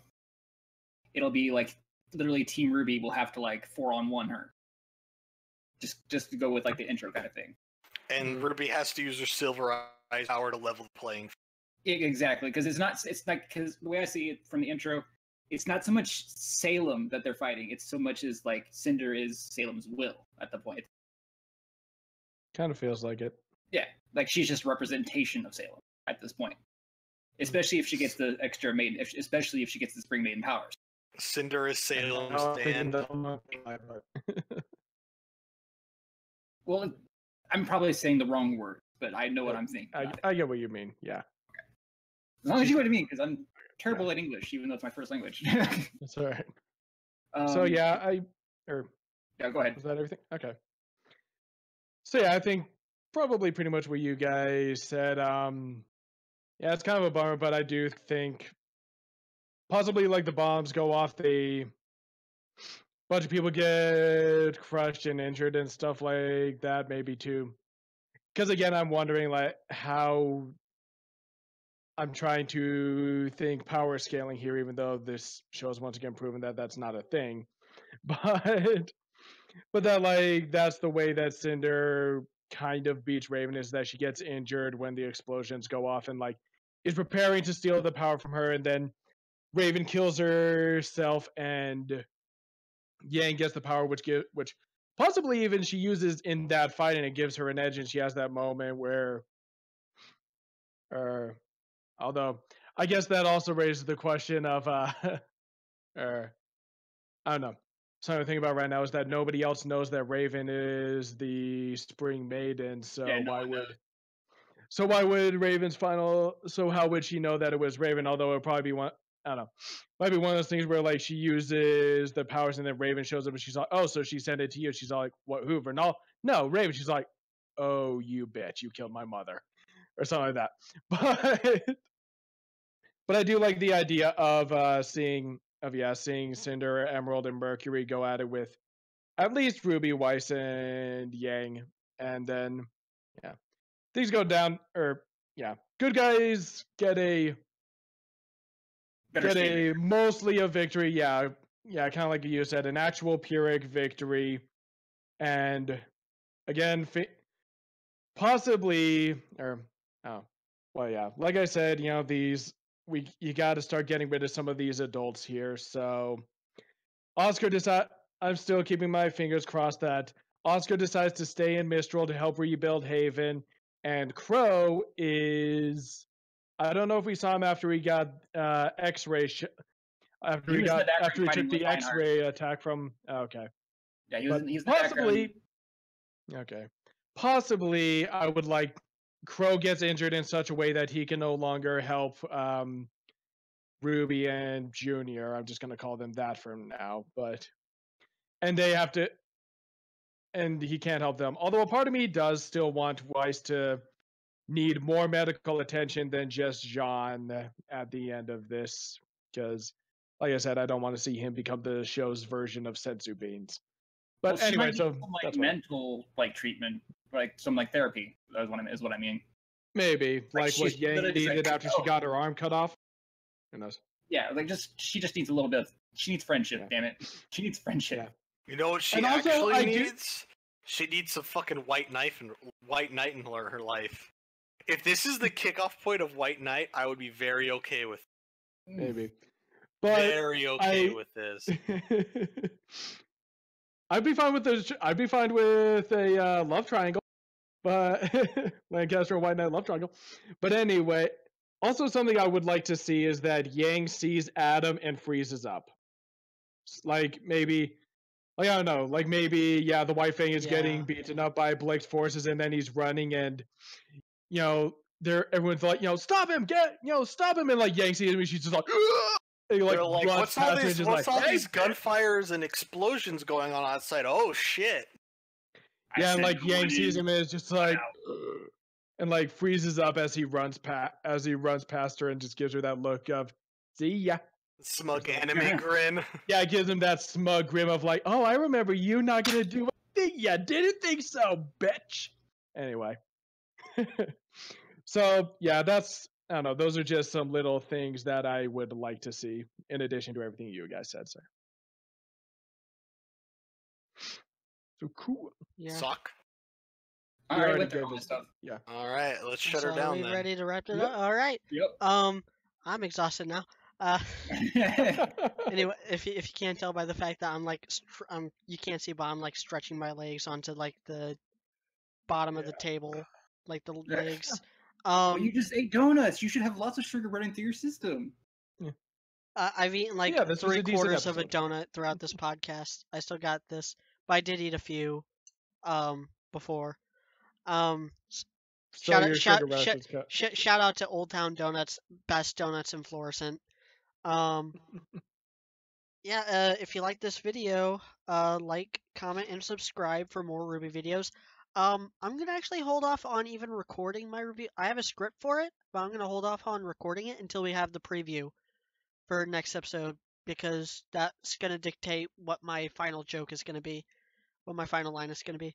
Oh no. Anyway, I will have a new video up by the time that this airs. I have already recorded the dialogue. Okay. nice. Check out the Facebook page. Link will be in the description. From there, you can get on the Discord. And yeah, check out my fan fiction. I'm doing RWBY on Home. It's gonna be a couple more days before I'm ready to write the next chapter. It's just just did the arc finale. Released that like I think yesterday, and as we're recording this, so it would have been like 4 or 5 days by the time you're watching it.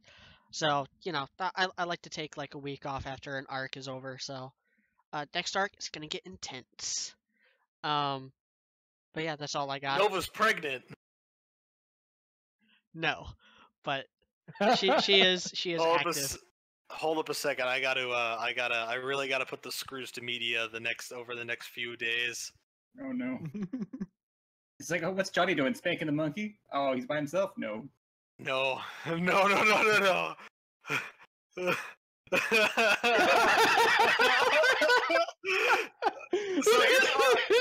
So media. That's gonna be a line of dialogue now.